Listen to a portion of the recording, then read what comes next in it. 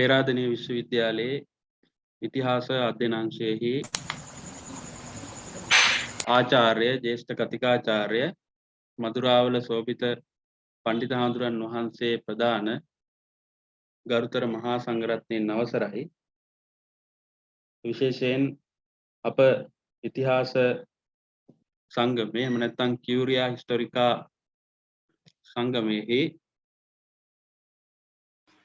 මාසිකව සංවිධානය කරනු ලබන තවත් ඉතා වැදගත් දේශනයක් විශේෂයෙන් ඉතිහාසයට එහා අපේ මිනිස්සු ශ්‍රී ලංකාවේ ප්‍රාග් ඉතිහාසයට පිවිසෙමු යන මෙයින් අද දිනේ මේ වැදගත් දේශනය සිදු කරනු ලබන්නේ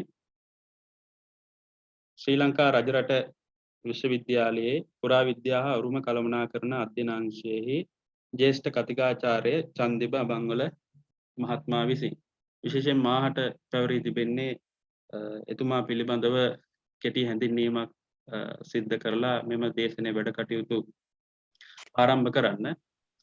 ඒ අනුව ज्येष्ठ කතිකාචාර්ය චන්දිම අබංගල මහත්මයා පෙරාදෙණිය විශ්වවිද්‍යාලයේ 2006 වර්ෂයේදී පුරාවිද්‍යාව පිළිබඳ ප්‍රථම පන්ති සාමාර්ථයක් සහිතව එම වසරේ දක්ෂතම ශිෂ්‍යයාට හිමි මහාචාර්ය පී ලීලානන්ද ප්‍රේමතිලක හා නන්දා ප්‍රේමතිලක විශිෂ්ට නිපුණතා ත්‍යාගය සමග ශාස්ත්‍රවේදී උපාධිය ලබා ගන්නවා. ඒ වගේම 2008 වර්ෂයේදී මොරටුව විශ්වවිද්‍යාලයේ වාස්තු විද්‍යා පීඨයෙන් ස්මාරක හා ක්ෂේත්‍ර සංරක්ෂණය පිළිබඳ පශ්චාත් උපාධි ඩිප්ලෝමාවත් ඒ වගේම 2010 වර්ෂයේදී කොළඹ විශ්වවිද්‍යාලයේ පුරාවිද්‍යා පශ්චාත් උපාධි ආයතනයෙන් පුරාවිද්‍යාව පිළිබඳ විද්‍යාපති උපාධියත් ලබා ගන්නවා. ඒ වගේම ज्येष्ठ කතිකාචාර්ය චන්දිබ අබංගල මහත්මයා 2008-2010 කාල පරිච්ඡේදයේ අප පේරාදෙණිය විශ්වවිද්‍යාලයේ පුරාවිද්‍යා අධ්‍යයන අංශයේ తాවකාලික කතිකාචාර්යවරයෙකු වශයෙන් සේවය කර අනතුරුව ශ්‍රී ලංකා රජරට විශ්වවිද්‍යාලයේ පුරාවිද්‍යා හා උරුම කළමනාකරණ අධ්‍යයන අංශයේ ज्येष्ठ කතිකාචාර්යවරයෙකු වශයෙන් 2011 වසරේ සිට සේවය කරනවා. ඒ වගේම එම පුරාවිද්‍යා අධ්‍යයන අංශයේහි ප්‍රාග් ඉතිහාසය අභිලේඛන විද්‍යාව පිළිබඳ කතිකාචාර්යවරයා වශයෙන් තමයි එතුමා මේ වන විට කටයුතු කරන්නේ. ඒ වගේම ඊටම අඩු වයසකින් මේ වන විටත් ශාස්ත්‍රීය ලෝකයට විශාල දායකත්වයක් එතුමා සපයා තිබෙනවා. ඒ වගේම රචිත ග්‍රන්ථ අතර අපි කවුරුත් දන්න ශ්‍රී ලංකා ඇහෙන්නේ නැද්ද?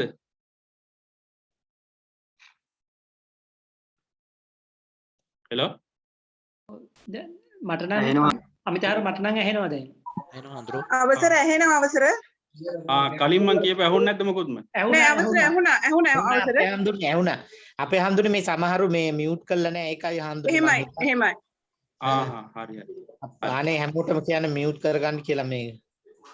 ඔව් වොලියුම් වැඩි කරගත්තා නම් හරි. හොඳයි. හරි අපේ හඳුරුනේ. හරි. හොඳයි මේ අරදරයක් වුණා නම් මේ සමා වෙන්න. විශේෂයෙන් මම සඳහන් කරේ එතුමා ශාස්ත්‍රීය ලෝකයට කළ දායකත්වය සම්බන්ධයෙන් රචිත ග්‍රන්ථ පිළිබඳව. ඒ අනුව ශ්‍රී ලංකා පුරාවිද්‍යාව කෙටි සටහන් 50ක් කියන කෘතිය, ඒ වගේම හෙළ බොදු හැදියාවේ බිහිදොර මිහින්තලාව කියන කෘතිය විශේෂයෙන් සමකතෘවරයෙක් වශයෙන් කටයුතු කරන්නට යෙදුණා. ඒ වගේම දක්ෂිණ අනුරාධපුරයේ වෙස්සගිරිය ලාහුගල කොටවෙහෙර හෙවත් දීගලක මහා විහාර වංශය වශයෙන් ඉතා වැදගත් කෘති ගණනාවක් එතුමා විසින් රචනා කර තිබෙනවා. ඒ වගේම මෙම ග්‍රන්ථවලට අමතරව තවත් ශාස්ත්‍රීය කටයුතු වල එහෙම නැත්නම් ශාස්ත්‍රීය ලිපි ගණනාවක් රචනා කර තිබෙනවා. එයින් කිහිපයක් මම සඳහන් කරන්නම්. ස්පර්ශනීය සංස්කෘතික උරුමය අංකිත ස්වරූපයෙන් වාර්තා කිරීමේ අවශ්‍යාව හා එසේ වාර්තා කිරීම සඳහා යෝග්‍ය අංකන ක්‍රමයක් සහිත ආකෘතියක් ඒ වගේම ලාහුගල කොටවේරේවත් පුරාණ දීගලක මහා විහාර පුරාවිද්‍යා මූලික ගවේෂණය, ඒ වගේම නුවරඑළිය දිස්ත්‍රික්කයේ ලිහිණියාගල ප්‍රාථමික ශෛලියේ ගුහා සිතුවම් නැවත සමීක්ෂණයක් ආදී වශයෙන් පර්යේෂණ පත්‍රිකා රාශියක් ප්‍රකාශයට පත් කර තිබෙනවා. ඒ වගේම විශේෂයෙන් සඳහන් කරන්න අවශ්‍යයි එතුමා මේ වන විට පුරාවිද්‍යාව හා ඉතිහාසය පිළිබඳ වටිනා ලිපි, ඒ වගේම වීඩියෝ මාලා ඇතුළත් archaeology.lk වෙබ් පිටුවෙහි සම නිර්මාතෘවරයා වගේම ප්‍රධාන සංස්කාරක වශයෙන් කටයුතු කරනවා. එයට අනුබද්ධ inscription.lk වෙබ් අඩවියේ සම සංස්කාරක වශයෙන් කටයුතු කරනවා. ඒ වගේම වර්තමානයේ උතුරු පළාතේ පර්යේෂණවල විශේෂයෙන් කුරුන්ද විහාරයේ පිළිබඳව පර්යේෂණ කටයුතු වලත් එතුමා නිරත වෙන බව අපි දන්නවා. විශේෂයෙන් අවසාන වශයෙන් අප ඉතිහාස සංගමයේ සිදු කරන සෑම දේශනයකම පාහේ එතුමා මේ කාලවකවානුවෙහි සම්බන්ධ වුණා. ඒ වගේම අපි මෙම දේශනයට ආරාධනා කරපු අවස්ථාවේ විශේෂයෙන් අංශාධිපතිතුමා, ජ්‍යෙෂ්ඨ භාණ්ඩාගාරික තුමිය, ඒ වගේම අප ආරාධනා කරපු අවස්ථාවේ ඊටාම කැමැත්තෙන් මේ සඳහා සහභාගී වන්නට යෙදුණා, පිළිගත්තා. ඒ අනුව අපි මේ මොහොතේ දේශනය සිදු කරන ලෙස ජ්‍යෙෂ්ඨ කතිකාචාර්ය චන්දිමා බංවල මහත්මයාට ආරාධනා කර සිටිනවා. බොහොම ස්තුතියි. බොහොම ස්තුතියි අපේ හාමුදුරනේ. හාමුදුරනේ මාව ඇහෙනවද? ඇහෙනවා සර්. මම ස්ක්‍රීන් එක ෂෙයා කරන්නම්. පේනවද හාමුදුරනේ සම්පූර්ණ තිරයම? ඔව් පේනවා සර්, පැහැදිලි. එහෙනම් මේ අපි දේශනයට යමු අපේ හාමුදුරනේ. අද මේ දේශනයට සම්බන්ධ වෙලා ඉන්න මම නම් වශයෙන් වෙනම කියන්න මට අදහසක් නැති වුණත් සියලුම ගෞරවනීය වන්දනීය ස්වාමීන් වහන්සේලා ඇතුළු පේරාදෙණිය විශ්වවිද්‍යාලයේ ඉතිහාස අධ්‍යයනාංශයේ අංශාධිපති මහාචාර්ය රෝහිත දසනායක මැතිතුමා ප්‍රමුඛ සියලු විද්වතුන්ගේ ඔබ සියලු දෙනාගෙන්ම අවසරයි. එහෙනම් අපි අපේ දේශනයට සම්බන්ධ වෙන්න මදකට කලින් මම යම්කිසි කාරණා කීපයක් සඳහන් කළ යුතු වෙනවා. මගේ මාතෘකාව වෙන්නේ ඉතිහාසයට එහා අපේ මිනිස්සු. ඉතින් මේ දේශනයේ මාතෘකාව මට මේ දේශනයේ සඳහා මූලිකව මහාචාර්ය දසනායක මැතිතුමා, ධර්මරත්න මැතිණිය, අපේ හාමුදුරුවෝ ආදීන් ආරාධනා කරාට පස්සේ මම හාමුදුරනේ මාව ඇහෙනව නේද? ඇහෙනවා සර්. මම කල්පනා කරේ මේ දේශනමාලාව ශ්‍රවණය කිරීම සඳහා අපි කලින් සම්බන්ධ වුණ බොහෝ අවස්ථාවල අති විශාල පිරිසක් සම්බන්ධ වෙන්නේ ඉතිහාස අධ්‍යයනාංශයේ විද්‍යාර්ථී, උපාධි අපේක්ෂක අපේක්ෂිකාවන්. ඉතින් ඒ සියලු දෙනාටම වඩාත් යෝග්‍ය වන පරිදි ශ්‍රී ලංකාවේ ප්‍රාග් ඉතිහාසය පිළිබඳව යම්කිසි සාකච්ඡාවක් සිදු කරොත් හොඳයි කියන අදහස තමයි මට ආරාධනා කරන අවස්ථාවේ ඇති වුණේ. ඉතින් මා තෝරාගත්තා ඉතිහාසයට එහා අපේ මිනිස්සු. මොකද ඉතිහාස අධ්‍යයනාංශයෙන් අධ්‍යයනයට භාජනය කරන්නේ ඉතිහාසය ඇතුලේ තියෙන අපේ මිනිසුන් පිළිබඳව. ඉතින් අපි දන්නවා සරලවම කිව්වොත් ඉතිහාසය කියන්නේ ලිඛිත මූලාශ්‍ර. අසුරෙන් අපේ අතීත කතාව අපිට ගොඩනගා ගන්න පුළුවන් නම් අපි ඒකට ඉතිහාසය කියලා කියනවා. ඉතින් අද අපි සම්මතව පිළිගන්න ආකාරයට අවම වශයෙන් ක්‍රිස්තු පූර්ව 3 වෙනි සියවස එහෙම නැත්නම් ක්‍රිස්තු පූර්ව 5 වෙනි සියවස දක්වා අපේ ඉතිහාසය ගමන් කරනවා. ඉතින් මගේ කතාව, මගේ දේශනය සකස් වෙලා තියෙන්නේ ඊට එහා අවධිය පිළිබඳව. ඒ කියන්නේ ලේඛනගත මූලාශ්‍ර කිසිවක් නැති කාල සීමාවේ අපේ රටේ හිටපු මිනිස්සු පිළිබඳව තමයි මගේ සාකච්ඡාව සිද්ධ වෙන්නේ. ඉතින් මගේ මේ දේශනය ස්ලයිඩ් 165ක් විතර සමන්විත වෙලා තියෙනවා. මට ලබා දීලා තියෙන කාලේ පැයක කාලයක්. ඉතින් ඒක ගැටලුවක් නෑ. මට මගේ දේශනය ගොඩනගලා තියෙන ආකාරය අනුව ඕනෑම අවස්ථාවක මට නවත්තන්න අවස්ථාව තියෙනවා සහ හැකියාව තියෙනවා.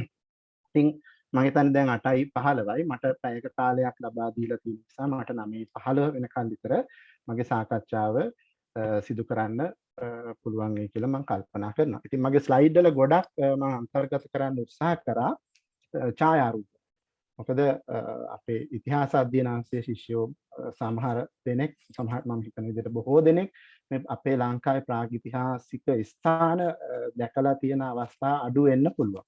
නිසා මා හිතුවා ඡායාරූපාශ්‍රයෙන් හෝ එවැනි ස්ථාන පෙන්වන්න පුළුවන් නම් ඒ පිළිබඳ අදහසක් හැඟීමක් ඔබට ලබා ගැනීමට අවස්ථාව ලැබෙයි කියලා. හරි. ඒ වගේම මම මේ දේශනේ ආරම්භයේදී විශේෂයෙන් සඳහන් කළ යුතු කාරණයක් තියෙනවා.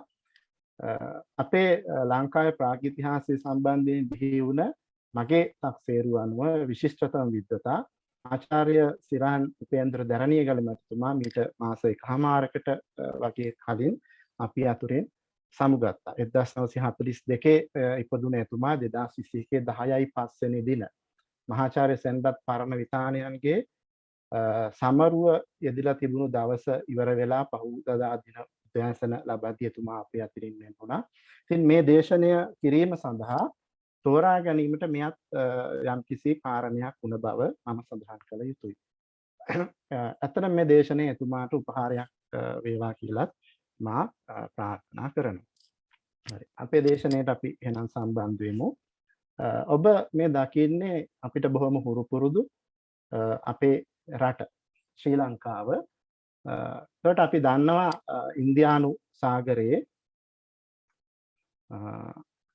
සාගරයේ මධ්‍යගතව සුවිශාල භූ ස්කන්ධයක් වන ඉන්දියාවට පහළ නැගෙනහිර පැත්තට වගේ ගිනිකොන දිසාවට වගේ වෙන්න ලංකාව වර්ග කිලෝමීටර් 65610කින් සමන්විත භූමිය සකස් වෙලා තියෙනවා, පිහිටලා තියෙනවා. එතකොට අපි දන්නවා මාලදිවයින් දූපත් අපිට ආසන්නව පිහිටනවා. ඒ වගේම ලක්ෂදීප දූපත් අපිට ආසන්න නොවුනත් මේ අවස්ථානයේ පිහිටලා තියෙනවා. ඊට පස්සේ භූගෝලීය වශයෙන් ගත්තොත් අපිට ජාවා සුමාත්‍රා හැම සාපේක්ෂව තරමක් දුරින් පිහිටලා තියෙනවා. ඉතින් මේ ඔබට පේන ඇති මේ සිතියමේ ටිකක් Google එකෙන් ලබාගත් සිතියම අර යම්කිසි ආකාරයකින් අපේ මුහුදු මට්ටම පහළට ගියොත් උත්තර ද්‍රව්‍ය සහ දක්ෂිණ ද්‍රව්‍ය හිම මිදෙන්න පටන් ගත්තොත් අපි ඒකට කියන ග්ලැසියරකරණය කියලා. ග්ලැසියරකරණය සිද්ධ වුණොත් එහෙම මෙන්න මේ ලා පාටින් තියෙන ප්‍රදේශ සම්පූර්ණ ගොඩබිමක් බවට පත් වෙනවා. ඉතින් එතකොට අපිට පැහැදිලි මේ ඉන්දියාව සහ ලංකාව විශාල කිලෝමීටර් 100ක පමණ භූ පාලමකින් සම්බන්ධ වීම සිද්ධ වෙනවා. ඉතින් එහෙම අවස්ථාවල භූ විද්‍යා ඉතිහාසය අපි එහෙම සිද්ධ වෙලා තියෙනවා. අවස්ථා ගණනාවක මේ දෙරට එකම භූ ස්කන්ධයක් බවට පත් වෙන එක වළක්වන්න බෑ. ඉතින් අද අපේ කතාවට පදනම් වෙන්නේ අවුරුදු 17,000ක අතීතයේ නෙමෙයි. අවුරුදු ලක්ෂක 30000ක 40000ක බොහොම එහා අතීතයක් ගැන. ඒ නිසා මේ කාරණා අපේ දල වශයෙන් හෝ අවබෝධයක් ලබාගෙන සිටීම වැදගත් වෙන්න පුළුවන්. එතකොට අපි දන්න උත්තර සමකයට උඩින් අපේ රට පිටලා තියෙනවා. අද විදිහට ගත්තොත් එහෙම ඉන්දියාවේ ධනුෂ්කෝඩිය ඉඳලා කිලෝමීටර් 30ක පමණ පටු මුහුදු තීරයකින් අපි මන්නාරමේ තලෙයි මන්නාරමේ වෙන් වෙලා ඉන්නවා. එතකොට ඔබ මේ දකින්නේ ලංකාවේ හරස් ගඩක්. අපි ලංකාවේ මෙහෙම කපලා මෙහෙම අපිට කපන්න පුළුවන් නම් කපලා බැලුවොත් එහෙම මෙන්න මේ විදිහේ හරස් ගඩක් තමයි අපිට පේන්නේ. ඉතින් ඔබ පාසලේදී ඉගෙන ගන්නවා අපිට මධ්‍යම කඳුකරයක් තියෙනවා. වැරළබඩ තනිතලා කලාපයක් තියෙනවා. අඩ තනි කලාපයක් තියෙනවා. ඉතින් මේ ඔබ දකින්නේ අපේ ලංකාව. ඉතින් මේ ලංකාවේ මෙන්න මේ භූවිද්‍යාත්මකව ඇති වෙලා තියෙන තත්ත්වයක් මුහුදු මට්ටමේ සිට තියෙන උන්නතාංශය වැරළබඩ කලාපය අඩතනි කලාපය ආදී විවිධ පාරිසරික කාරණා ප්‍රාග්ඉතිහාසයේ ගොඩනැගීම සඳහා ඉවහල් වෙලා තියෙනවා. ඉතින් අපේ ප්‍රාග්ඓතිහාසික පර්යේෂණවල ආරම්භයට ගියොත් එහෙම අපි ඇත්තටම දැන් ලංකාවේ ප්‍රාග්ඉතිහාසය ගැන සාකච්ඡා කරද්දී අපිට සිද්ධ වෙනවා අපේ කලාපයේම ප්‍රාග්ඉතිහාසය ගැන සාකච්ඡා කරන්න. මොකද අපි මේ කතා කරන්නේ රටවල් වශයෙන් ප්‍රදේශ වශයෙන් ලෝකයේ බෙදිලා තිබ්බ කාලයක හිටපු මිනිස්සු ගැන නෙවෙයි. ඊට එහා කාලේ. එතකොට ඒ කාලේ අපිට පැහැදිලි බෙදීමක් ගන්නවා නම් ගන්න වෙන්නේ පරිසර බෙදීම. ඉතින් අපි දන්නවා මේ අපේ දකුණු ආසියාතික කලාපය පොදුවේ සැලකපුවාම එක සමාන පාරිසරික තත්ත්වයක් තිබෙන නිසා ප්‍රාග්ඓතිහාසික තත්ත්වයන් තේරුම් ගැනීමේදී පුළුල් වශයෙන් මේ කලාපයේම එක ප්‍රදේශයක් වශයෙන් අපිට සාකච්ඡා කරන්න පුළුවන්. ඒතර අපි ඉංග්‍රීසීන්ට යටත් වෙලා ඉන්න කාලයක් ඉන්දියාව අපේ රට දෙකම මෙන්න මේ පින්තූරයේ ඔබ දකින ආර්.බී. පූටේ කියන මහත්මයා ඉන්දියා භූ සමීක්ෂණ මණ්ඩලයේ සේවය කරපු මෙතුමා 1863 වර්ෂයේදී ඉන්දියාවේ පල්ලවරාම් මතුරාසිය ආසන්නයේ තියෙන අත්තිරම් පක්කම් කියන ප්‍රසිද්ධ පුරා ශිලා යුගයට අයිති ස්ථානයෙන් අත්පොරවක් හොයාගෙන වාර්තා කරනවා. ඉතින් අපි දැනට දන්නා තොරතුරු අනුව මෙන්න මේ සොයා ගැනීම තමයි අපේ කලාපයේ පළවෙනි ප්‍රාගෛතිහාසික අනාවරණයේ වශයෙන් අපිට හඳුනා ගැනීමට හැකියාව තියෙනවා. එතකොට අපේ ලංකාවේ ප්‍රාග් ඉතිහාසඥයෝ පිළිබඳව අපි අපේ අවධානය යොමු කරොත් එහෙම අපේ රට ඉංග්‍රීසි පාලකයන් සිටින අවස්ථාවල විවිධ වතුවගාවට පැමිණි අය විවිධ මානව විද්‍යාඥයෝ අපේ ඉතිහාසය පිළිබඳව මිනිසුන් පිළිබඳව උනන්දු වුණ විවිධ පුජ්‍යලයෝ ලංකාවේ මේ මධ්‍යම කඳුකරේ සහ විවිධ ප්‍රදේශවලින් මානවයාගේ පෞරාණිකත්වය පිළිබඳ තොරතුරු හොයන්න පටන් ගත්තා. මොකද අපි දන්නා මේ වෙද්දී යුරෝපීය රටවල චාල්ස් ඩාවින් වගේ විද්වතුන්ගේ කටයුතු හරහා මානවයාගේ පෞරාණිකත්වය පිළිබඳ විශාල සාකච්ඡාවක් තියෙනවා. ඉතින් මේ සාකච්ඡාවේදී ඔවුන්ගේ අවධානයට යොමු වෙච්ච කතාව දෙයක් තමයි අප්‍රිකා ආසියානු වගේ රටවල ඉන්නවා ප්‍රාථමික මිනිස්සු. යුරෝපීය වගේ දියුණු නැති. එතකොට මේ මානව පරිණාමයේ මුල් පුරුක් සොයන්න නම් මේ රටවල් ගැන හොයන්න ඕන කියලා අදහසක් පැතිරෙනවා. එහි ප්‍රතිඵලයක් වශයෙන් විවිධ පුජ්‍යලයෝ ග්‍රීන් වගේ ජෝන් පෝල් පාසන්ස් ලුවිස් නූන් සහ නූන් සැරසින් සහෝදරයෝ චාල්ස් හාට්ලි වේලන් වගේ විවිධාකාර මම කීප දෙනයි පෙළගස්සලා තියෙන්නේ ලංකාවේ පැරණි ප්‍රාගෛතිහාසික මිනිසුන් පිළිබඳව යම් යම් කාරණා සොයා බලන්න උත්සුක වෙනවා. හරි. එතකොට මේ ඔබට මම දක්වලා තියෙන්නේ අපේ 1930 ගණන් වලින් වගේ පසුව අපේ රටේ ප්‍රාග්ඉතිහාසයේ ගොඩනැගීම සඳහා පදනම් වෙච්ච විශිෂ්ට සම්ප්‍රදායකයෝ කීප දෙනෙක්ගේ ඡායාරූප. අපි දන්නවා ආචාර්ය පී.පී. ධර්මීකල මහත්මයා හිටපු කෞතුකාගාර දෙපාර්තමේන්තුවේ හිටපු පළවෙනි ස්වදේශීය අධ්‍යක්ෂකවරයා. මේ මෑතක අපි අතරින් මම කලින් සඳහන් කළ විදිහට වෙන්නුන ආචාර්ය සිරාන් උපේන්ද්‍ර ධර්මීකල මැතිතුමා, ආචාර්ය W.H. විජේපාල මැතිතුමා, ආචාර්ය නිමල් පෙරේරා මැතිතුමා, මහාචාර්ය ගාමිණී අධිකාරි මැතිතුමා, කැලුම් මනමේන්ද්‍ර ආරච්චි මැතිතුමා වැනි පිරිස් අපේ රටේ ප්‍රාග්ඉතිහාසයේ ගොඩනැගීම සඳහා විවිධාකාරයේ දායකත්වයේ දක්වලා තියෙනවා. ඉතින් මම මේ කීප දෙනයි පෙළගස්සලා තියෙන තව පුජ්‍යලිය ගොඩක් ඉන්නවා. නමුත් කැපී පෙනෙන පුජ්‍යලියෝ කීප දෙනෙක්. ඉතින් මගේ මේ දේශනයට අත්‍තරම අන්තර්ගත වෙන්නේ අර පුදු කෙස් පැලෙන තර්ක මේ විෂය ඇතුලේ තියෙනවා. ඒ තර්ක පසකලා විද්වතුන් විසින් පොදුවේ පිළිගත්ත අපි මම හිතනවා මම වැඩියෙන් මේ අවස්ථාවේ කතා කරන්න උපාධි අපේක්ෂක පිරිසකට කියලා. ඒ නිසා ලංකාවේ ප්‍රාග්ඉතිහාසය අරබයා පොදුවේ පිළිගත් කරුණු කාරණා තමා මම ඔබට ඉදිරිපත් කරන්න උත්සුක වෙන්නේ. ඉතින් මේ පොදුවේ පිළිගත් කරුණු කාරණා ගොඩනැගීම සඳහා මේ වගේ විද්වතුන්ගෙන් ලැබුණු දායකත්වය අපමණයි. හරි. එතකොට මේ විවිධ ප්‍රාග්ඉතිහාසය සම්බන්ධයෙන් තියෙන විවිධ කාරණා දැනට පොත් වශයෙන් පළ වෙලා තියෙනවා. පර්යේෂණ ලිපි විශාල වශයෙන් මෙරට සහ පිටරට විද්වතුන් සහයෝගීතාත්මක පර්යේෂණ වශයෙන් ඉදිරිපත් කරපු පර්යේෂණ පත්‍රිකා විශාල ප්‍රමාණයක් ඉදිරිපත් වෙලා තියෙනවා. ඉතින් මම එකේ පොත් කීපයක් ඔබට මේ ඉදිරිපත් කරලා තියෙනවා. ප්ලයිස්ටෝසීන් ඔෆ් සිලෝ ලංකාවේ හිම යුගය පිළිබඳව ආචාර්ය පී.පී. ධර්මීකල මැතිතුමා කළ සංග්‍රහය ලංකාවේ ප්‍රාග්ඉතිහාසයේ ගුරු අත්පොත වශයෙන් සලකන්න පුළුවන් සැලකිය යුතු History of Sri Lanka and Ecological Perspective ආචාර්ය එස්.යූ. ධර්මීකල ඩයනා හෝකි විසින් අපේ ප්‍රාග්ඉතිහාසික මානවයන්ගේ දත් සම්බන්ධයෙන් සිදු කරපු පර්යේෂණය මේ මෑතක 2010 වර්ෂයේදී පළ වෙච්ච ආචාර්ය නිමල් පෙරේරා විසින් ප්‍රකාශයට පත් කරන ලද ප්‍රාග්ඉතිහාසික ශ්‍රී ලංකා prehistoric ශ්‍රී ලංකා කියන කෘති. ඉතින් මේ වගේ කෘති විශාල ප්‍රමාණයක් සැලකිය යුතු ප්‍රමාණයක් පර්යේෂණ පත්‍රිකා විශාල ප්‍රමාණයක් මේ විෂය අරබයා මේ වෙද්දී ප්‍රකාශයට පත් වෙලා තියෙනවා. හරි. ඉතින් අපි අපේ අවධානය පොඩ්ඩක් දෙමු අපේ අතීත යුගකරණ. ඉතින් ඔබ මතක තියාගන්න මම මේ පාවිච්චි කරන්නේ වචනය අතීතය කියන වචනය. අපි ඉංග්‍රීසියෙන් කිව්වොත් past. ඔබ ඉතිහාස අධ්‍යයනාංශවලදී බොහෝ විට සාකච්ඡා කරන්නේ ඉතිහාසය පිළිබඳව. ඉතින් ඉතිහාසය කියන්නේ බොහොම ප්‍රබලයි මම හිතන්නේ මොකද ප්‍රබල මූලාශ්‍ර එක ගනුදෙනු කරන විෂයක් ඉතිහාසය කියන්නේ. එතකොට අපි අතීතය කියලා කියන්නේ අර මම කලින් සඳහන් කරා වගේ ඉතිහාසයට එහා කාලය.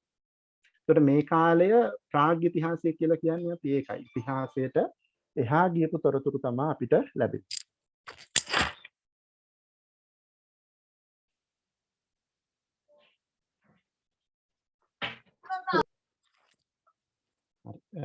සමා වෙන්න. හරි. එතකොට අපේ අතීත යුගකරණය පිළිබඳව අපි අවධානය යොමු කරද්දී අපිට දැක ගන්න පුළුවන් මිනිසාගේ අතීතය. අපි දැන් ගත්තොත් එහෙම අපේ ලෝක මට්ටමින් ගත්තොත් එහෙම මිනිසාගේ ආරම්භය අවුරුදු මිලියන 2කට වඩා වැඩි. අවුරුදු ලක්ෂ 20කට වඩා වැඩි. ඒ අවුරුදු ඔස්ට්‍රලෝපිතෙකස් ඇපරෙන්සිස් නැත්තම් පැරණිම මානවය ගත්තොත් සමහර විද්වතුන් කියන විදිහට කාල නිර්ණ ලැබිලා තියෙන විදිහට නැගෙනහිර අප්‍රිකාවේම අවුරුදු ලක්ෂ 50කට ආසන්න. ඉතින් එතකොට මේ අවුරුදු ලක්ෂ 50 ඉඳලා අපේ ප්‍රාග්ඓතිහාසික යුගය කියලා කියන අපි ලංකාවේ ගත්තොත් එහෙම ක්‍රිස්තපූර්ව 300 විතර වගේ වෙනකන්. එතකොට මේක මහ විශාල කාල පරිච්ඡේදයක්. එතකොට මේ කාල පරිච්ඡේදය අපි අවබෝධ කරගැනීමේ පහසුව සඳහා කොටස් කීපයකට බෙදනවා ඒ යුගවල තිබ්බ තාක්ෂණික ලක්ෂණ. ඉතින් අපි පරණම කාලෙට අපි කියනවා පේලියොලිතික් පීරියඩ්. එහෙම නැත්නම් පුරා ශිලා යුගය කියලා. පුරා ශිලා යුගය. ඒතර මේ කාල පරිච්ඡේදය බොහොම දීර්ඝ නිසා නැවත උපකොටස් 3කට බෙදලා තියෙනවා.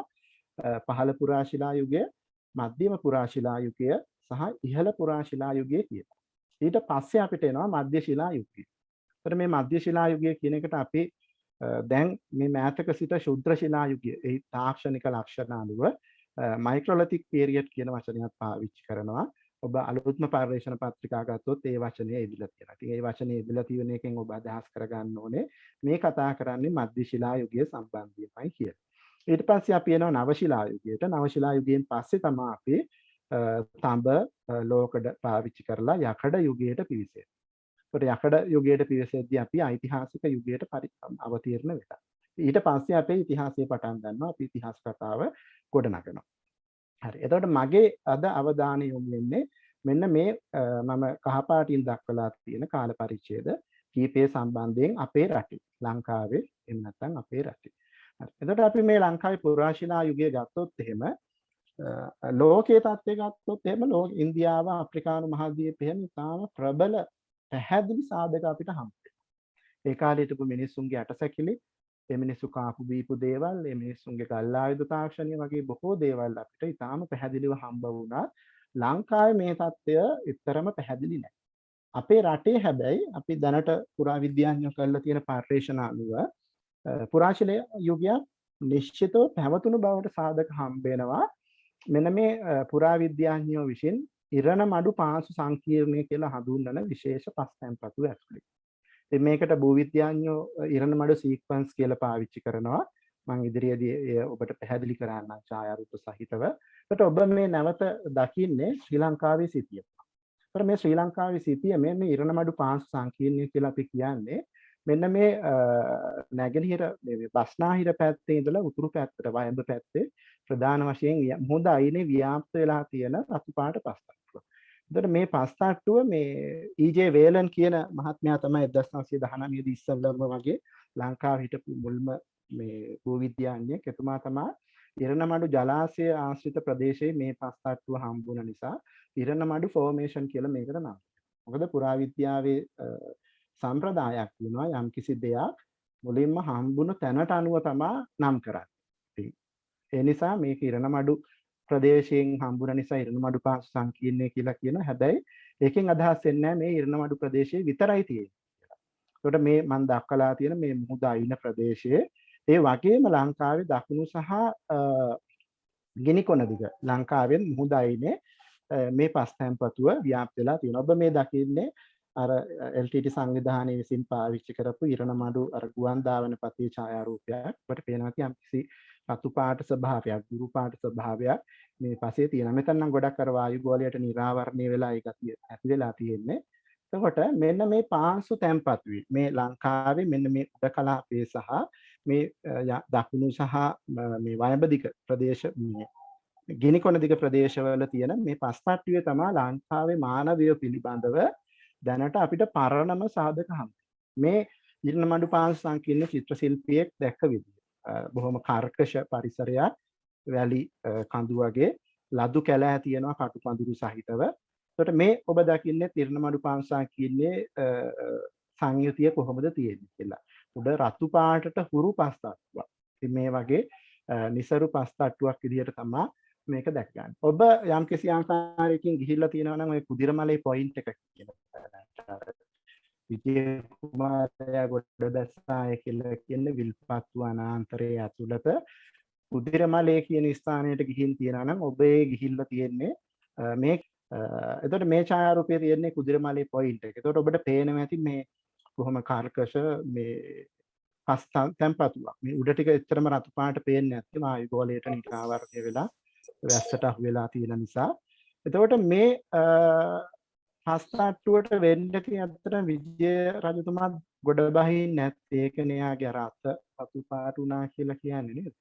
ඒක වෙනම අපි සාකච්ඡා කළ යුතු දෙයක්. ඒතර මේ දකින්නේ කුදිරමලේ. ඉතින් මේ මම තව කාරණයක් ඔබට සඳහන් කළ යුතුයි. යම් යම් ව්‍යාජ ඉතිහාස ගොඩනගන සමහර අය මේ ස්ථාන දිහා බලලා කියනවා මේ ඉහත කාලයේදී මේ විවිධ අහසින් ගියපු රජවරු පිටපු අය මේ න්‍යාස්ටික බෝම්බ ගහලා තමයි මෙහෙම වෙලා තියෙන්නේ කියලා. ඇත්තට මෙහෙම දෙයක් නෙමෙයි. මේ සඳහා භූවිද්‍යාත්මක හේතු කාරණා තියෙනවා. ඒවා අපි මේ වෙලාවේ සාකච්ඡා කරන්න අපිට සුදුසු වෙලාව නෙමෙයි. හරි. එතකොට මේ ඔබ දකින්නේ කුදිරමලේ ඒ රතු පාට පස් තැන්පතු. එතකොට මේ පස් තැන්පතු ඇතුලේ මේ ඔබ දකින්නේ බූන්දල පතිරාජ කියන පතිරාජ වෙල කියන ස්ථානයේ අර ලංකාවේ පහළ ප්‍රදේශයේ තියෙන මේ ඉරණමඩු පාංශු තැන්පතු. එතකොට ඔබට පේන ඇති මේ පස් තාට්ටුවේ මේ පොඩි සුදු පාට වගේ කෑලිය තියෙන තිරුවානා සහ කහඳ ගල්පතු. ඒ කියන්නේ ප්‍රාගෛතිහාසික මිනිස්සු ගල් ආයුධ හදන්න පාවිච්චි කරපු ඒ න්‍යාස්ටික කොටස් ගල් ආයුධ ඒ ගල් ආයුධ සකස් කිරීමේදී අයින්දන පතුරු කොටස් වගේ දේවල් තමයි ඔබට මේ දැක ගන්න තියෙන්නේ. ඉතින් මේ ඔබ දකින්නේ බූන්දල ස්ථානයේම සමහර විට දකුණු පළාතේ සංචාරය කරන අය මේ ස්ථාන වලට යන්න උත්සාහ කරනවා. මේක අර රම්සාපේ භූමියක් වශයෙන් ප්‍රකාශයටපත් කරලා තියෙනවා. ඔබ දකුණු පළාත සංචාරයට ගියොත් මේ ස්ථාන නරඹන්න යන්න. එතකොට මේ ඔබට මම මේ ඡායාරූපයෙන් පෙන්වන්න උත්සාහ කරන්නේ මේ ස්ථානයේ භූ දර්ශන. මුහුදත් එක්කම එක පාටම අපි අර දබ කියලා කියන්නේ එක පාටම මුහුදු මට්ටම ඉස්සෙනවා පොළොව. ඉතින් අර සමෝච්ච රේඛාවක් කෙලින්ම මුහුද තීරයටම යනවා. ඉතින් ඒකයි. එතකොට මේ විශේෂ භූ තැන්පතු. එතකොට මේ ඔබ දකින්නේ මේ ඡායාරූපයේ මේ බූන්දල පතිරාජ වෙල කියන ස්ථානයේ තියෙන මේ ගල් පතුරු තිරුවාන කහඳ ඒ ගල් පතුරු කඩපු කෑලි අර PT කියලා අපි කියන potential tools කියලා එහෙම නැත්නම් මේ ගල් ආයුධ වශයෙන් පාවිච්චි කරන්න පුළුවන් දේවල් ගල් ආයුධ ඒ වගේම waste කියනවා ගල් ආයුධ හදද්දී ඉවත් වෙන දේවල්. ඒ වගේ දේවල් මේ මතු පිට අපිට දැක ගන්න ඕන තරම් පුළුවන්. ඉතින් ඒ දේවල් තමයි ඔබ මේ දකින්නේ. එතකොට මෙන්න මේවා තමයි අපිට පුරාවිද්‍යාවට එතකොට මූලාශ්‍රය වෙන්නේ. එතකොට මේ දකින්නෙත් ඔබ පතිරාජ වෙලා ආසන්නයේ තියෙන මේ පොළොව යට සමහර තැන්වල මතුවලා තියෙනවා බෙල්ල තට්ටුවක්. අඩි එකමාරක් විතර ඝනකම. එතකොට මේ බෙල්ල තට්ටුව ඇතුලේ ස්වභාවික බෙල්ලොත් ඉන්නවා මිනිසුන් විසින් අනුභවයට ගත්ත බෙල්ලොන් කොටසුත් තියෙන බව තමයි පිළිබඳ විද්වතුන්ගේ හඳුනා ගැනීම. ඒ වගේම ප්‍රාගෛතිහාසික මිනිසුන් පාවිච්චි කරපු ගල් පතුරු සමහර තැන්වල එයාගේ ඇටසැකිලි වගේ දේවලුත් හම්බ වෙන්න පුළුවන්. මම මේ ඔබගේ දැක ගැනීම සඳහා ඉන්නේ ඡායාරූප ඉදිරිපත් කරන්නේ. හරි. එතකොට මේ ඉරණමඩු පාංශු සංකීර්ණය 1972 ඉඳලා මම මේ ඉහත පෙන්නපු ඡායාරූප ඇතුළු තැන්වල 72 ඉඳලා ආචාර්ය සිරාන් දරණීයගල මැතිතුමා තමන්ගේ පර්යේෂණ දියත් කරලා තියෙනවා. එතකොට මෙතන කරපු කැණීම් වලින් අදින් අවුරුදු 1,25,000කට එහා ලංකාවේ මානව ජනාවාස පැවති බව මේ ලංකාවේ දකුණු ප්‍රදේශයේ තියෙන බූන්දල සහ පතිරාජවල කියන ස්ථානවල කරපු කැණීම් වලින් කාල නිර්ණ සහිතව තහවුරු වෙලා තියෙනවා. එතකොට මේ කාලේ හිටපු මිනිස්සු මධ්‍යම පුරාශිලා යුගයට අයිති තිරුවානා සහ කහඳ මෙවලම් පාවිච්චි කරපු බව තහවුරු වෙලා තියෙනවා. එතකොට මේ පතිරාජ වලින් හම්බෙච්ච කුඩා පතුරු මෙවලම් අද ඉඳලා ගත්තොත් එහෙම අවුරුදු 80000ක් පමණ පැරණි කාලයට අයිති කියන එක තහවුරු වෙලා තියෙනවා. නමුත් අපි මේ පස් තට්ටු මේ පස් අඩි 25ක් විතර ගැඹුරෙන් තමයි මේ සාධක ලැබෙන්නේ කැණීම් කරද්දී.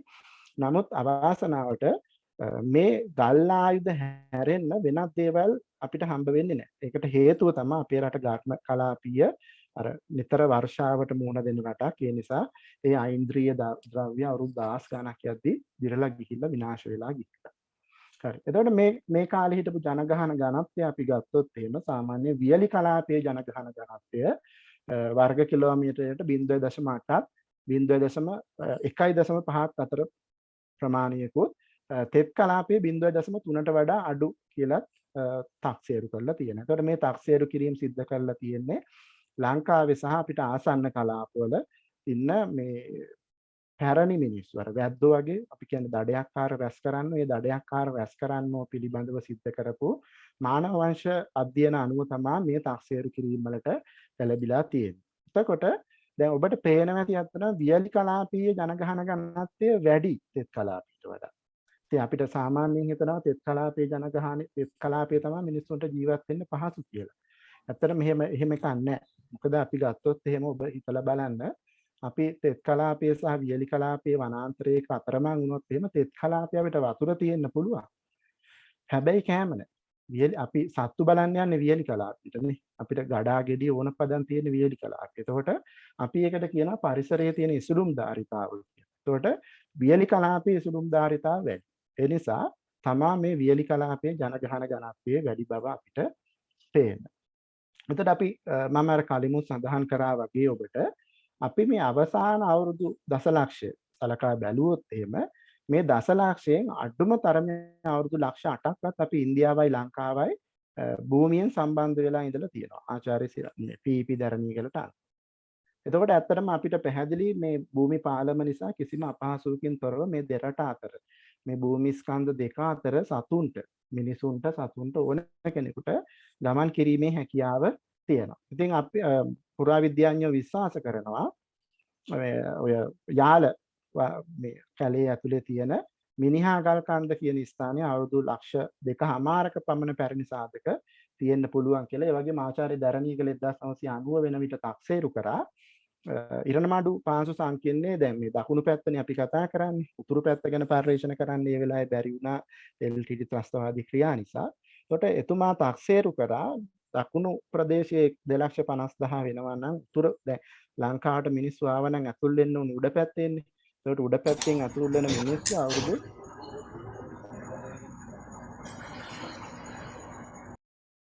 ඒ සාධක අවුරුදු ලක්ෂ 5ක් පමණ පැරණි විය හැකියයි එතුමා තක්සේරු කරා. ඉතින් මේ එතකොට මේ ඔබ දකින්නේ ඉන්දියාව සහ ලංකාව සිටියම.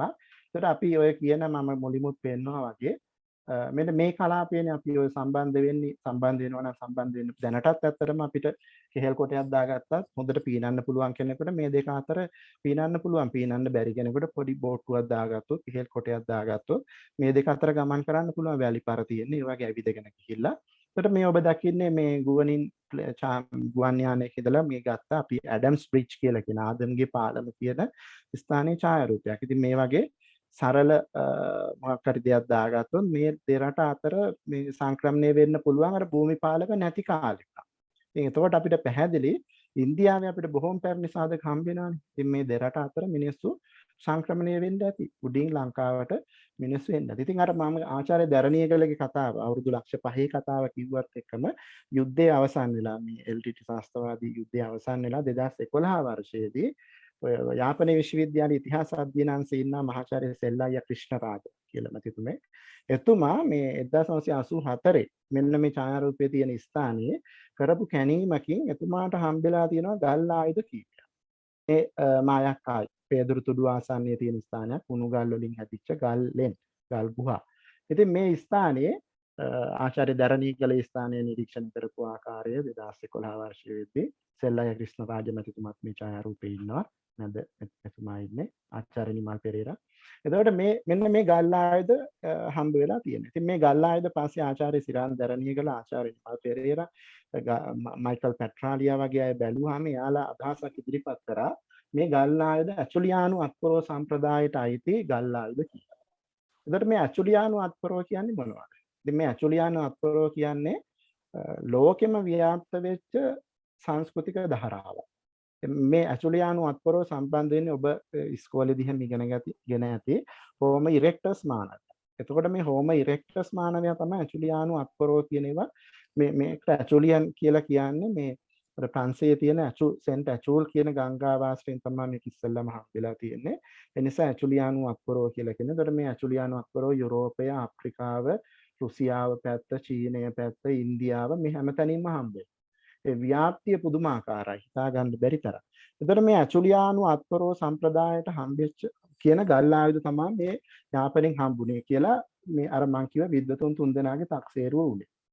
එතකොට මේ ඇචුලියානු අත්පොරෝ නම් මෙය හෝම ඉරෙක්ටස් මානවයාට තමයි සම්බන්ධ වෙන්නේ. එතකොට හෝම ඉරෙක්ටස් මානවයා සාමාන්‍යයෙන් ලෝකේ හිටියා දිවිමානව හිටියයි කියලා සලකන්නේ. අද ඉඳලා ගත්තොත් අවුරුදු ලක්ෂ 16ක් ලක්ෂ 5ක් විතර කාලයක්. එතකොට මේ ගල් ආයුධ අපේ යාපනයට එන්න නම් හෝම ඉරෙක්ටස් මානවයා මේ ගල් ආයුධ ගෙනෙන්න ඕනේ කියලා අපිට තර්කයක් ගොඩනගන්න පුළුවන්. ඉතින් ඒ අනුව බැලුවොත් එහෙම මෙය ඉදිරියේදී තාම හොඳට ප්‍රබලව තහවුරු කළ යුතුයි. මොකද දැන් මේ 84 මේ කැණීම එච්චරම් පැහැදිලි නෑනේ මේ ක්‍රිස්න සෙල්ලයියා මහත්මයා කරපු. ඉතින් ඉදිරියේදී පස් විස්තර අනුව මේ කැණීම් කරලා මේ සාධක හම්බුනොත් ඒවා කාල නිර්ණය කරලා ඒ දත්ත ලබා ගන්න පුළුවන් නම් ඔබ මේ දකින මානව පෘතක දෙක තමයි මෙරට මිනිසා විසින් නිර්මාණය කරපු පැරණිම සාධක.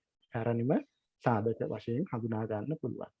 ඉතින් එතකොට ඒ පිළිබඳව සුබවාදී බලාපොරොත්තු ප්‍රාග්ඉතිහාසඥයන්ට තියෙනවා. ඉතින් අපි දන්නවා ඒ වගේම අවුරුදු අපි ඊට පස්සේ ප්ලයිස්ටෝසීන අවධිය කියලා එකකට අපි ඇවිල්ලා තියෙනවා. ඒ කියන්නේ අර හිම මම කියන්නේ වැඩි ඔබට කතා කරන්න යන්නේ නමුත් යම්කිසි කාරණයක් කියන්න පමණයි මම උත්සාහ කරන්නේ. ප්ලයිස්ටෝසීන අවධිය කියන්නේ එක්තරා ආකාරයකට හිම වැඩියෙන් අපේ රටවල් වල වැහිලා තිබ්බ කාලයක්. එතකොට මේ කාලයේදී අපි ওই රත්නපුර ප්‍රදේශයේ මැණික් පතල් ඇතුලේ තිබිලා අපිට හම්බ වෙනවා පොසිල. පොසිල කියන්නේ පාෂාණි භූත කියලා අපි සිංහලෙන් කියනවා. සතුන් එහෙම ජීවත් වෙලා ශාකාහාරි සත්තු හරි ඒ සතුන්ගේ සලකුණු ගල් බවට පත් වෙලා. ඒවටනේ අපි පොසිල කියලා කියන්නේ පාෂාණි භූත කියලා කියන්නේ. එතකොට මෙන්න මේ පාෂාණි භූත මේ රත්නපුර දියලු තැන්පතුවේ අර මැණික් එහෙම හම්බෙන්නේ. අන්නේ දියලු තැන්පතුවෙන් හම්බ වෙන ඒ පොසිල විශ්ලේෂණය කරපුවාම ඒවා ඉන්දියාවේ තියෙන ඔය මේ බටහිර පැත්තට වටන නර්මදා සහ ගෝදාවරි කියලා ගංගා දෙකක්. ඒ ගංගාවල දියලු තැන්පතු වලින් හම්බ වෙන පොසිල සාධක වලට සංසන්දනය කරන්න පුළුවන් බව ආචාර්ය සිරාන්ද මේ පීපී දරණීයගල මැතිතුමා මැනවින් තහවුරු කරලා තියෙනවා. එතකොට මේ තැන්පතු ඇතුලේ හම්බෙන සාධක එක ගත්තොත් එහෙම ලංකාවේ දැනට ජීවත් වෙන සහ ජීවත් නොවන සතුන් 20 ගානක විතර වගේ සාධක හම්බෙනවා. මම මේ කීපයක් ඔබට දක්වලා තියෙන්නේ රයිනෝසිරස්, සිංහලයුස්, හෙක්සාප්‍රොටෝඩෝන් කියන්නේ මේ කාද හිපොපොටේමස් දැනට අපිට නැති අලි වර්ග දෙකක් හෝ තුනක් ගවරා කඟවේන එහෙම නැත්නම් ඒ වගේම දැනට අපි දන්නේ නැති මානව වර්ග දෙකක් හෝමෝ සිංහලයුස් කියලා පොඩි කොටස් හම්බෙලා තියෙන. ඒ වගේ ජීවීන් වර්ග 20 ගානක විතර සාධක දැනට ලංකාවේ හම්බ වෙලා තියෙනවා. හරි. ඊට පස්සේ අපි මේ ප්ලයිස්ටෝසීන යුගයෙන් පස්සේ ඒ කාලේ අතරතුරම අපි එනවා මේ මධ්‍ය ශිලා යුගයට. එතකොට මේ මධ්‍ය ශිලා යුගය ගත්තොත් එහෙම අපේ රටේ ප්‍රාගෛතිහාසික යුග අතුරෙන් ඊටාම හොඳට තොරතුරු සවිස්තරාත්මකව කරුණු අනාවරණය වෙලා තියෙන යුගයක්. එතකොට මේ යුගයේ අපි ගත්තොත් එහෙම හිටපු මිනිස්සු කවුද? මේ මිනිස්සු කැමරට ගත්ත දේවල්, එයාලගේ තාක්ෂණය, අභිචාර ගොඩාක් දේවල් අපිට බොහොම තොරතුරු හම්බෙලා තියෙනවා. ඉතින් මේ සංස්කෘතිය අපි පුරාවිද්‍යාවේදී හඳුන්වනවා බලංගොඩ සංස්කෘතිය කියලා. එතකොට මේ වගේ අපි අර අපරනාම ගන්නලා තියෙනවා නේ දැන් හෝමෝ ඉරෙක්ටස් මානවයාට චීනයේදී කියන මේ පීකින් මානවයා කියලා. ඔස්ට්‍රේලියාපිතකස් අපරන්සිස් වෙන අර ලෝකේ පරණම සාධක වෙච්ච අර කාන්තා මානවිකාවට අපි කියනවා ලුසි කියලා නේ. ලුසි කිව්වොත් අපි දන්නේ ඔස්ට්‍රේලියාපිතකස් අපරන්සිස් කිව්වට දන්නේ නැහැ. එතකොට ඒ වගේ අපේ මේ මධ්‍ය ශිලා සංස්කෘතිය අපි හඳුන්වනවා විශේෂ නමකින් බලංගොඩ සංස්කෘතිය. එතකොට මේ බලංගොඩ සංස්කෘතිය ඇතුළේ හිටපු මිනිහා බලංගොඩ මානවයා. එතකොට මේ බලංගොඩ මානවයා අපි මේ ශරීර විද්‍යාත්මකව ගත්තොත් එහෙම හෝමෝ සේපියන්ස් නැත්නම් නූතන මානවයා. අපේම අපේම මුතුන් මිත්තෝ. හරි. එතකොට මේ මධ්‍ය ශිලා යුගය පිළිබඳව ලංකාවේ සාධක අනාවරණය වෙනවා. අර මම කිව්වා වගේ ඉරණමඩු පාසල් සංකීර්ණයේ උඩ මට්ටම් වලින්. ඒ වගේම ගල් ගුහා තැන්පතු ඇතුලේ කුරුවිට බටදොඹලින ෆාහියන් ලෙන වගේ භාෂා ඇති. ඒ වගේම එලිමහන් ස්ථාන බෙල්ලම් බෙදිපලස්ස, පල්ලේ මලල, හෝටල් තැන්න වගේ මිශ්‍ර අරුපවල අතර තියෙනවා. ඒ වගේ තැන්. එතකොට මේ වගේ අපේ වෙරළබඩ කලාපයේ, තෙත් කලාපයේ අඩි 3000ට වඩා ඉහළ කලාපයේ හැමතැන මේ මධ්‍ය ශිලා යුගයේ සාධක අපිට හම්බ වෙනවා. එතකොට මේ මධ්‍ය ශිලා යුගයේ කරපු කැණීම් අනුව කාල නිර්ණ කරලා තියෙනවා දැනට මං හිතන්නේ ලංකාවේ කාබන් 14 අර අක්ෂෝද්දීප්තතා කාල නිර්ණය කියලා එකක් තියෙනවා OSL කියලා. ඒ වගේම TL කියලා තාප සම්දීප්තතා කාල නිර්ණය කියලා ඔය වගේ කාල නිර්ණ ක්‍රම නිරපේක්ෂ කාල නිර්ණ වලින් මම හිතන්නේ අඩුම තරමේ සාම්පල් 200කට වඩා කාල නිර්ණ කරලා ඇති. එතකොට ඒක දැන් මේ කිතුල්ගල බැලිලන ගත්තොත් මම හිතන්නේ සාම්පල් 40ක් විතර කාල කරලා තියෙනවා.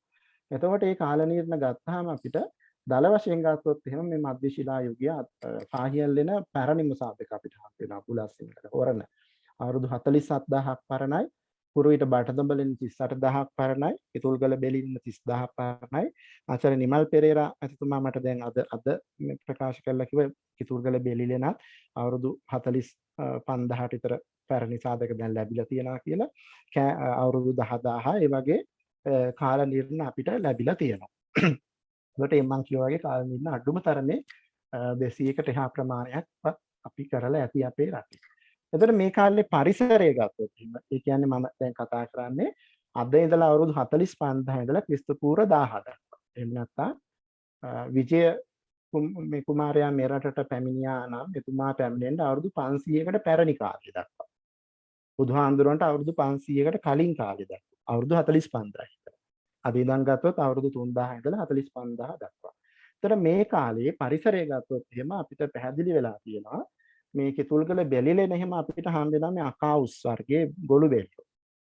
එතකොට මේ ගොළු බෙල්ලා කියන සතා හොඳ ඉන්ඩිකේටර් එකක් පරිසරය තේරුම් ගන්න. මොකද සෙල්සියස් අංශක කීපයක වෙනසකින් මේ සතා ඉන්නවද නැද්ද කියන එක තේරුම් ගන්න පුළුවන්. එතකොට මේ අවුරුදු 12500ක් විතර පරණ පස්තාට්ටු වලින් බටදඹලෙන අවුරුදු 28000ක් විතර පරණ පස්තාට්ටු වලින් මේ අකාවුස් වර්ගය අකාවුස් පීනිස් අකාවුස් ප්‍රොස්පරස් අකාවුස් රෝසියලාබියාටුස් වගේ ගස් ගොළු බෙළු වර්ග ගොඩබිම ඉන්න ගොළු බෙළු වර්ග අපිට හම්බ වෙනවා. එතකොට මේ ගොළු බෙල්ලෝ අදත් මේ කලාපවල ඉන්නවා. ඔබ කෑගල්ලේ මහනුවර කළුතර පැත්ත ජීවත් වෙන කෙනෙක් නම් මේ දේශනිය ඔබ අහන ඔබ මේ ගොළු බෙල්ලෝ දැකලා ඇති. පුවක් ගොළු බෙල්ල, මුක්කම් බෙල්ල එහෙම කියලා මේ බෙල්ලට කියනවා. එතකොට අපිට පැහැදිලි වෙනවා මේ බෙල්ලාගේ සිටීම නිසා මේ පරිසරයේ උෂ්ණත්වයේ සැලකිය යුතු වෙනසක් සිද්ධ වෙලා නැහැ කියන කාරණා. එතකොට මේ මධ්‍ය ශිලා යුගයේ හිටපු මිනිස්සු අද අපි මේ ඉන්න පරිසර දැන් ඉතින් ටික ටික අපේ උෂ්ණත්වය වැඩි වෙනවා වෙන්න පුළුවන් පරිසරයේ. නමුත් ප්‍රධාන වශයෙන් මේ තිබ්බ ජෛව ගහණය, මේ තිබ්බ ශාක ගහණය මේ විදිහටම තියෙන්නේ නැති. ඒකට අපි අද පරිසරයේ දකින කොස් වගේ ගස්, ඔය දෝතලු වගේ දේවල් අපේ තෙත් කලාපයේ තියෙන කටු වල වගේ දේවල් මේ කට්ටියට හම්බ වෙන්න ඇති. මේ මොකද පරිසරය සමානයි. එතකොට මේ කාලේ අපි තාක්ෂණයට මගේ කාල වේලාව සීඝ්‍රයෙන් ගත වෙන නිසා මම ටිකක් වේගවත් කරන්නම්. තව විනාඩි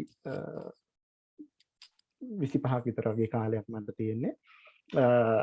මේ කාලේ අපි ප්‍රධාන වශයෙන් තාක්ෂණ විදිය ගත්තොත් එහෙම මධ්‍ය ශිලා යුගයේ අපි ඒකට කියනවා ශුද්‍ර ශිලා මෙවලම් තාක්ෂණය කියලා. ශුද්‍ර ශිලා මෙවලම් කියන්නේ මේ සාමාන්‍යයෙන් අපේ ප්‍රාග්යිතිහාසික ගල් ආයුධ වර්ගීකරණය අනුව සෙන්ටිමීටර් 4.5ට වඩා කුඩා.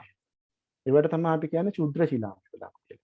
එතකොට මේ ශුද්‍ර ශිලා මෙවලම් අතර තියෙන විශිෂ්ටතම තාක්ෂණය තමයි ජ්‍යාමිතික ශුද්‍ර ශිලා මෙවලම්.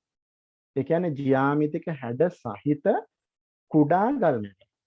එතකොට මේ ගල් මෙවලම් අර අවුරුදු 32000 දී විතර ආරම්භ වෙලා ඒ ශුද්‍ර ශිලා මෙවලම් ජ්‍යාමිතික හැඩේවා ක්‍රිස්තු පූර්ව 1000 විතර වෙද්දී නැති වෙලා ගිහිල්ලා තියෙනවා. එතකොට ඒ අතර අපිට හැම අවස්ථාවකම මේ ගල් ආයුධ දැක ගන්න හම්බෙනවා. එතකොට ඔබ මේ දකින්නේ ඒ වගේ ගල් ආයුධ වල චිත්‍ර පරිමාණයට අනුව අඳපු පුරාවිද්‍යාවේදී අපි විද්‍යාත්මක ක්‍රමයට අඳපු සැලසුම් මේ සිතුවම් ඩ්‍රොවින්ස් කියලා අපි කියන්නේ ඒව තමයි ඔබ මේ දකින්නේ. ඒතර මේ ඔබ දකින්නේ ඒ වගේ අපිට හම්බ වෙන මේ ගල් මෙවලම් අපි මේවට කියන පිටට් පෙබල් කියලා. තබ්බලු මැද සිදුරක් තියෙනවා. ඉතින් මේවා මොනවටද පාවිච්චි කරේ කියලා අපිට ඕන නම් දීර්ඝ වශයෙන් සාකච්ඡා කරන්න පුළුවන්. ඒ පිළිබඳව විවිධ අදහස් තියෙනවා. ඒතර මේ ඔබ දකින්නේ මේ ශුද්‍ර ශිලා මෙවලම්. මෙන්න මේවට තමයි කියන්නේ ජියොමෙට්‍රික් මයික්‍රොලිතික්ස් කියලා. ඒතර ඔබට පේන ඇති මේ යට දාලා තියෙන ස්කේල් එක සෙන්ටිමීටර් 1යි. එතකොට මේ උල් ආයුධ තියෙනවා. මේවට තමයි අඩසන්ද අපි මේ ලුනේට් කියලා කියන්නේ. ලුනේට් ඒ වගේම මේ තල මෙවලම් බ්ලේඩ්ස් උල් මෙවලම් නේද? ඒ වගේ මෙන්න මේවට තමයි අපි ජ්‍යාමිතික හැඩයේ ශුද්‍ර ශිලා මෙවලම් කියන්නේ.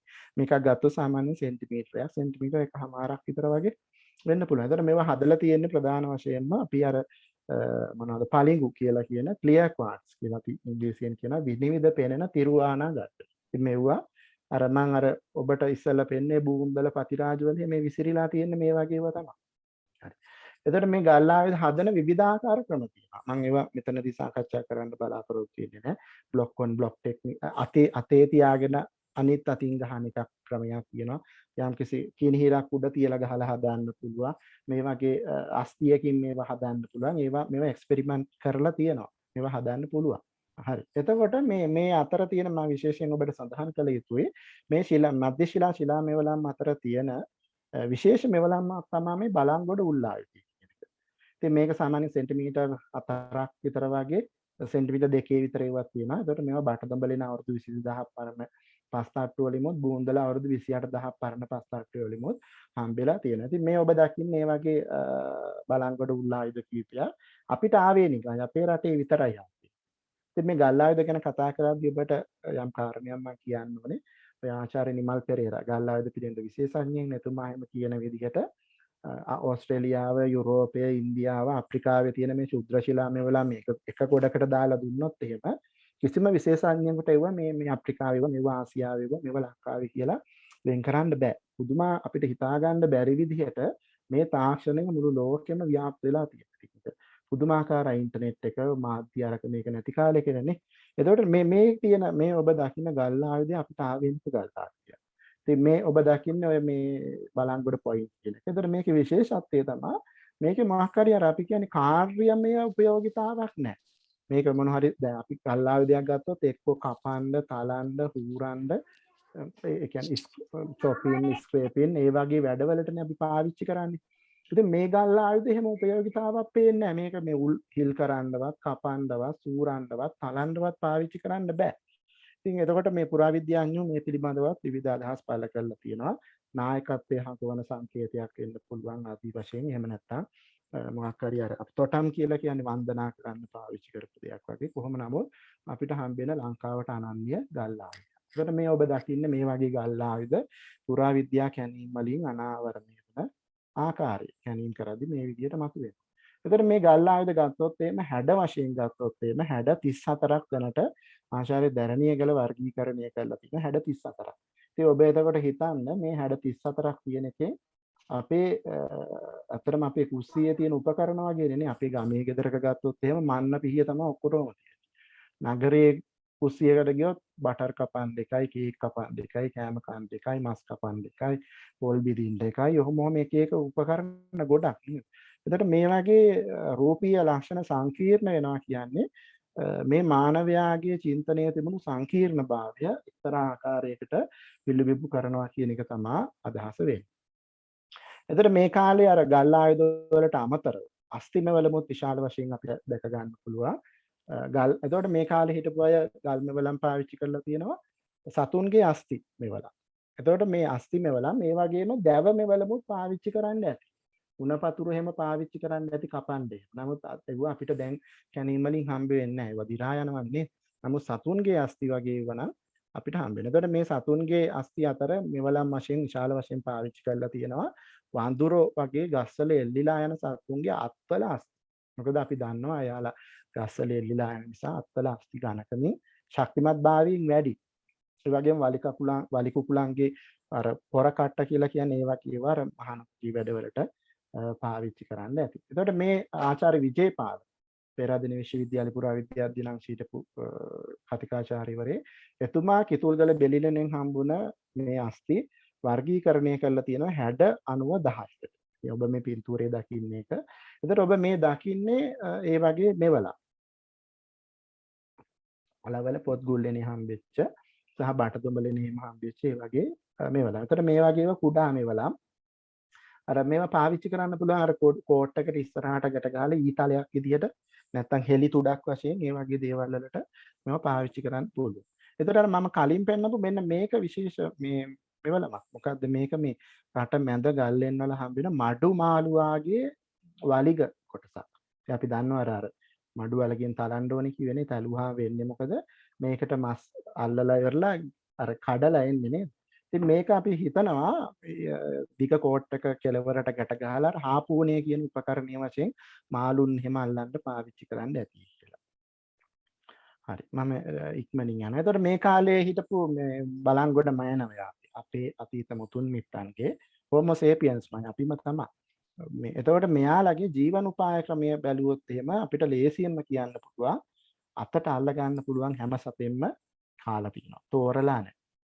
මොකද මේ කාලේ මිනිස්සු ගොඩක් බඩගින්න ඉන්නේ නැත්තේ. අද අපිට දැන් අපි පේරාදෙණිය විශ්වවිද්‍යාලය කල්පනා කරොත් ඒක පොඩි භූමියක විශාල ජන සංඛ්‍යාවක් ඉන්නවා. මොකද එහෙම ඉන්න පුළුවන් අපිට අවශ්‍ය මූලික අවශ්‍යතා පිටින් අපිට සම්පාදනය වෙනවා. නමුත් ප්‍රාගෛතිහාසිකයෝ අපිට එහෙම හිතන්න බෑ. විශාල දැන් ආචාර්ය දරණියගල මැතිතුමාගේ අදහස අනුව බටදබලෙන කියන ජනාවාසය ඉඳලා තියෙන්නේ 3-4 දෙනෙක්ගේ එක පවුලක්. මොකද එහෙම කෑම නෑ මේ ප්‍රදේශවල. එතකොට ගොඩක් වෙලාවට බඩගින්නින් නැති. එතකොට බඩගින්නේදී අපි දන්නවා අතට අහුවෙන ඕනේ ගෑරන්ඩියෝ සිකනැල්ලු මේ ඔක්කොම අය ආහාරයට ගත්ත බව කැනීම් වලින් අපිට තහවුරු වෙනවා. එතකොට මෙයාලගේ අපි දත් ගත්තොත් එහෙම දත් ගොඩාක් දුරට ගෙවිලා ගිහිල්ලා තියෙනවා. මේ ඔබ දකින්නේ බෙල්ලම්බැදි පැලැස්සේ හක්කක්. ඒ වගේ දත් ගෙවිලා ගිහිල්ලා තියෙනවා. එතකොට මේ දත් ගෙවිලා ගියපු එකට හේතුව මෙයාලා වැලි සහිත ආහාර බහුලව පාවිච්චි කිරීම වෙන්න ඇති කියලා හිතනවා. මොකද වැලි අර හොදන්නේ නැහනේ. අල වර්ග එහෙම කද්දි ඒ වගේම මේ මස් වර්ග කද්දි පිසීම නැහැනේ මේ කාලේ අමුවෙන්ම කන්නේ නැතිනේ. එතකොට මේ දත් හොඳටම ගෙවිලා ගිහින්.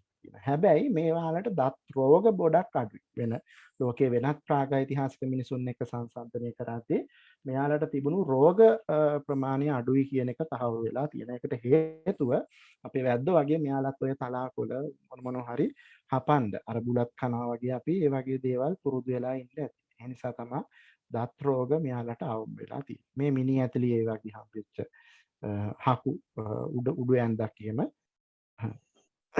එතකොට මෙයාලගේ ආහාර රටාව ගත්තොත් එහෙම දල වශයෙන් අපි කිව්වොත් එහෙම දඩුලේන මීමින්න ඉත්තෑව හම්බාව වගේ පොඩි සත්තු බහුලයි. වල්ලූර ගෝණ වගේ සත්තු අඩුයි. විශාල සත්තු ලාර්ජ් මැමල්ස්ලා කියලා අපි කියන්නේ ගව වර්ගයට අයිති විශාල සත්තු ඉතාම අඩුයි. ඉතින් මේකේ පේන්නේ මෙයාලගේ තෝරා ගැනීම පිළිබඳ ප්‍රශ්නයක් නෙවෙයි අතට අල්ලා ගන්න පුළුවන්ද බැරිද කියන එක. මේ ගොඩා සත්තුන්ට ගලකින් ගහලා ලේසියෙන් මරා ගන්න පුළුවන්. ඒකට අල්ලා ගැනීම පිළිබඳව ප්‍රශ්නයක් මිසක් වර්ණය පිළිබඳ ප්‍රශ්නයක් නෙමෙයි ආහාර රටාව සම්බන්ධයෙන් තියෙන. බුලත් සිංහල පාහියල්ලෙන බටදොඹලෙන කිතුල් ගල මේ හැම කැණීමක අත්තන ගල්ල අලවල පොත්පුල්ලෙන මේ සතුන් වර්ගී හඳුනාගෙන තියෙනවා. අපි ඒකට වෙනම විෂයක් තියෙනවා පුරා සත්ත්ව විද්‍යාව කියලා. ඔය මේ කැලුම් මනමේන්ද්‍ර ආරච්චි මහත්මයා වගේ අය ප්‍රවීණයෝ.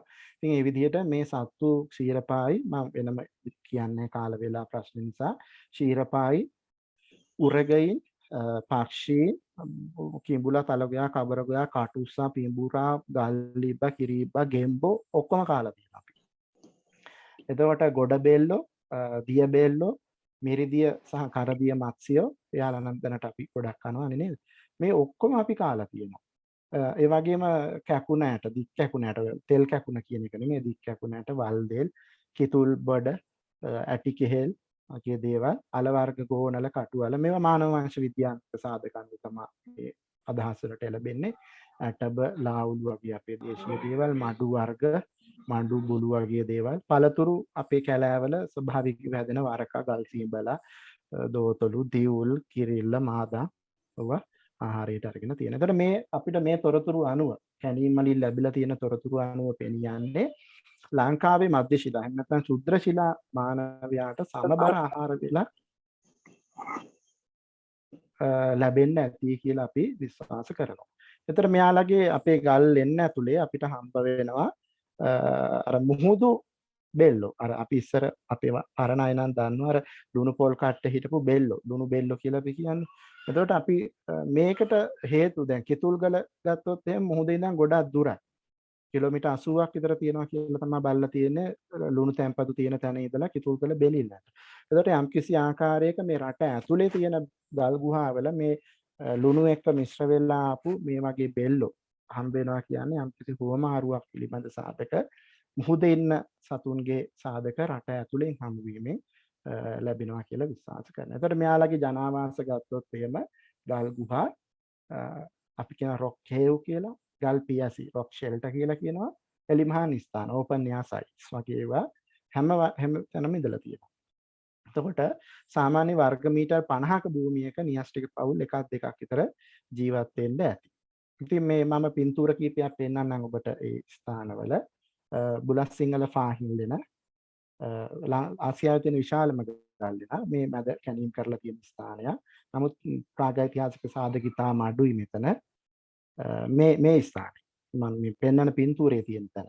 මේ ඔක්කොම තියෙන ගල් උඩින් කඩාන වෙලිච්ච ගල් තමයි මේ ලෙන ඇතුලේ තියෙන්නේ. මේ ඔබ දකින්නේ කැණීම් වලේ ප්‍රමාණය ගැන ඔබට මේ මිනිස්සෙක් උසත් එක්ක මේ ඇතුලේ ඉන්න මිනිස්සු ඔබට පේන්න ඇති. ඔබට දලා දහසක් ගන්න පුළුවන් මේ කැණීම් වලේ ප්‍රමාණය. නමුත් මේකේ සාධක හරි අඩුයි. මොකද මේ හැමතැනම තියෙන ගල්පතු. එතන මේ බුලත් සිංහල ෆාහිල්ලනේ වැදගත්ම තොරතුරු හම්බෙන තැන තමයි මේ ඔබ දකින්නේ.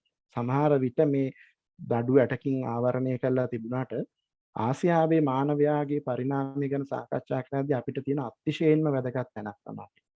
ඉතින් මේ ස්ථානේ මේ අන්තිමට කැණීම් කරේ 2012 විතර වගේ මගේ මතකය අනුව මේ වෙලාවේ ගත්ත ඡායාරූප කීපයක්. මෙන්න මේ පොඩි ප්‍රදේශයේ තමයි මීටරයක් මේ පැත්තට මීටර් දෙකක් පළලට තමයි කැණීම කරේ. මම හිතන්නේ මාස 6ක් විතර කැණීම් කරා. මේක ඉතාම සූක්ෂම වැඩක්.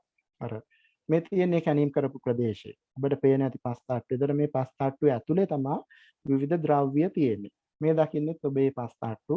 මෙන්න මෙතන ඔබට පේනවා ඇති මේ ඇටසැකිල්ලක්වත් වෙලා තියෙනවා.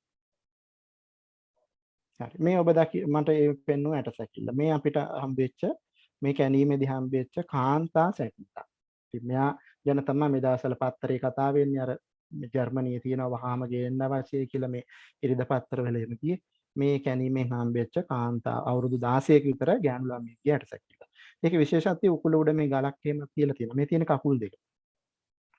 හරි. මේ තියෙන මේ කැණීම් වලින් හම්බෙන දේවල්. ඉතින් කැකුණ පිච්චුන කැකුණට ගල් පත්තුරු බෙල්ලු අස්ති කොටස්. ඉතින් මේවා තමයි මේ ප්‍රාග් ඉතිහාසයේ මූලාශ්‍රය. මහාවංශය අරක මේක නෑනේ. ඉතින් මේවා තමයි අපි කියන්නේ ද්‍රව්‍යාත්මක මූලාශ්‍රය කියලා.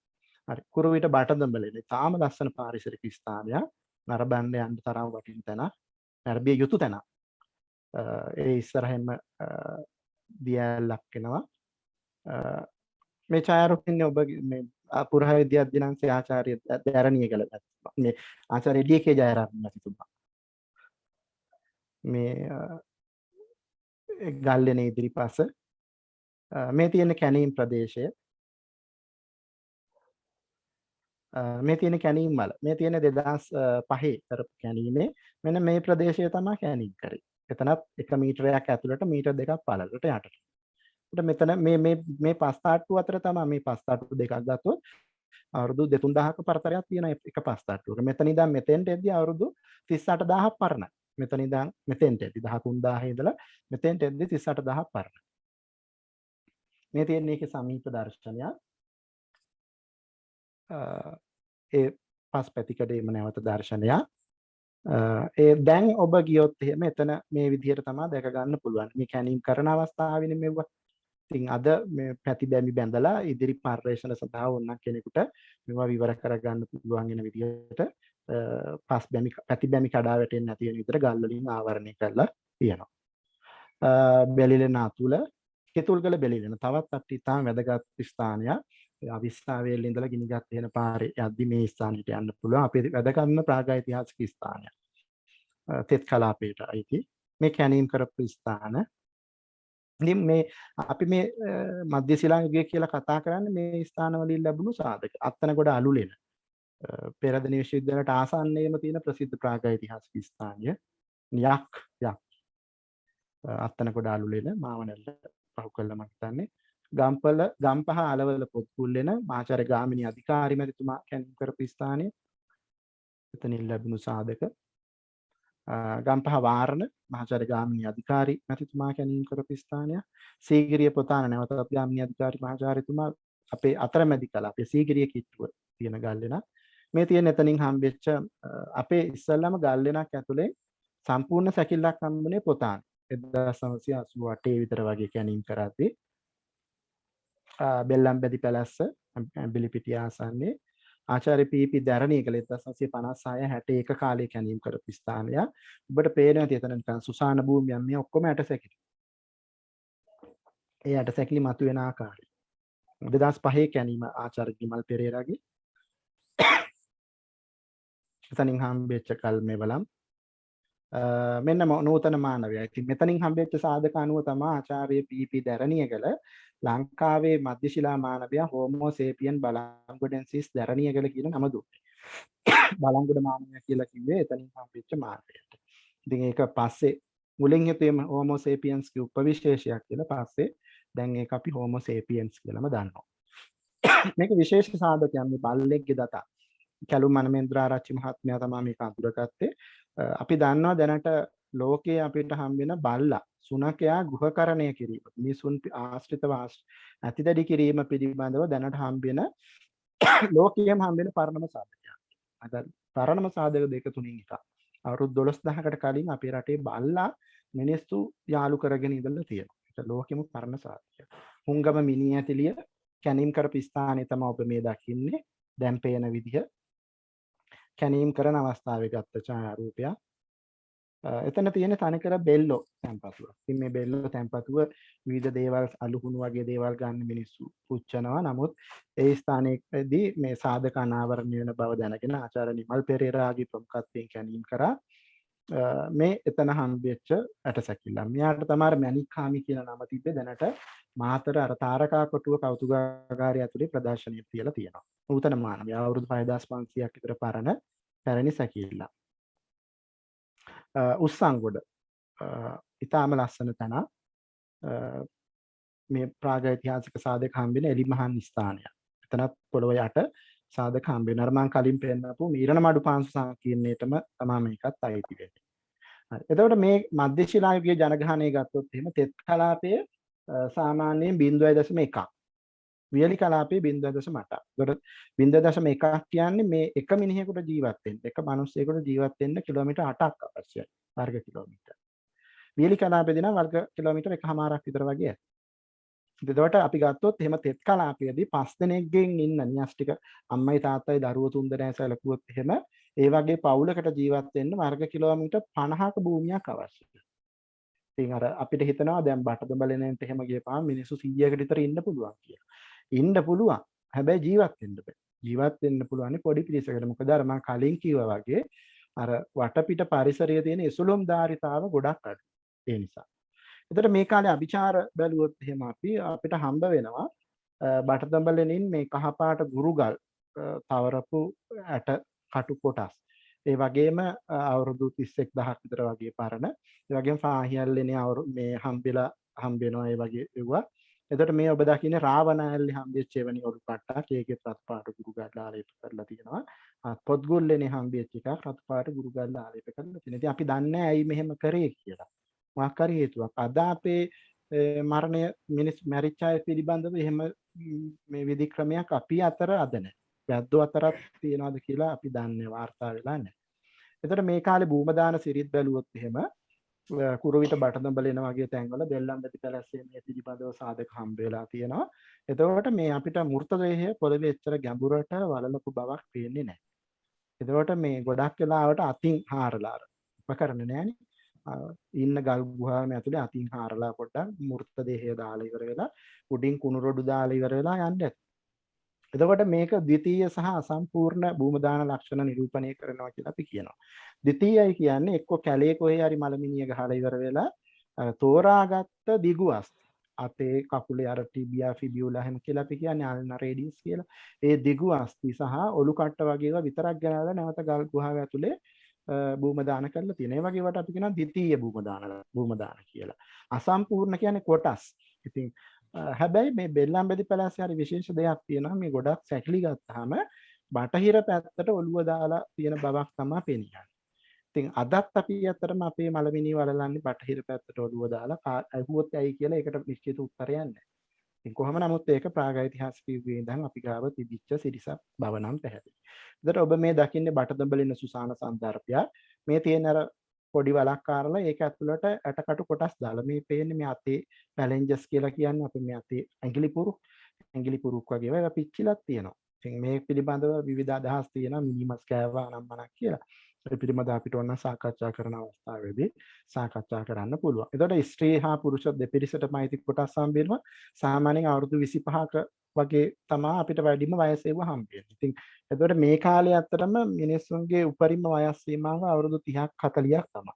ඊට වඩා ජීවත් වෙලා නැහැ. ඉතින් මොකද ප්‍රතිජීවක නැහැ, ව්‍යසන වැඩි, මිනිස්සු ඉක්මනින් මැරිලා. ඒ කියන්නේ මිනිස්සු ඉපදිලා ජීවත් වෙලා ඊළඟ පරම්පරාව හදලා අවුරුදු 30 35 වෙද්දි මැරිලා ගිහිල්ලා. මේ දේශනේ අහන ඔබ ප්‍රාග්ඓතිහාසිකව අපි ජීවත් වුණා නම් අපි දැන් නැහැ ගොඩක් වෙලාවට. හරි. එතකොට දරු පොඩි ළමයිගේ සැකිලි ඔක්කොම තියෙනවා හැම වයසෙම හැරි. ඒතර මේ කාලේ වාස්තු විද්‍යාවක් බැලුවොත් එහෙම සෑම පුජ්‍යලයකටම වර්ග මීටර් 0.5ක වගේ භූමියක් වෙන් වෙලා තිබ්බ බව පේනවා. ඒ වගේම කිතුල්ගල පෙළිලෙන එහෙම ඇතුලේ අපිට පේනවා මේ පවුලකට වෙන් වෙච්ච ලිපක් තිබ්බයි කියලා. ඉතින් කැඳීම් වලින් ඒ ලිප් හම්බෙනවා. එතකොට ඔබ මේ දැන් ස්ලයිඩ් එකේ දකින කිතුල්ගල බෙලිලෙනින් හම්බෙන අවුරුදු 16000ක් පැරණි සක්ක බැම් සහ කූරුවිට බටදඹලිනින් හම්බෙන පනා බැම්ම කියන දෙක තමයි අපේ ලංකාවේ වාස්තු විද්‍යාව පිළිබඳව අපිට දැනට තියෙන පරණම සාධක. පරණම සාධක. ඉතින් මේ සාධක ඒ වගේම මේ මධ්‍ය ශිලා යුගයේ කලාව පිළිබඳව අපි බැලුවොත් එහෙම අපි දන්නවා අපිට පබලු හම්බ වෙනවා.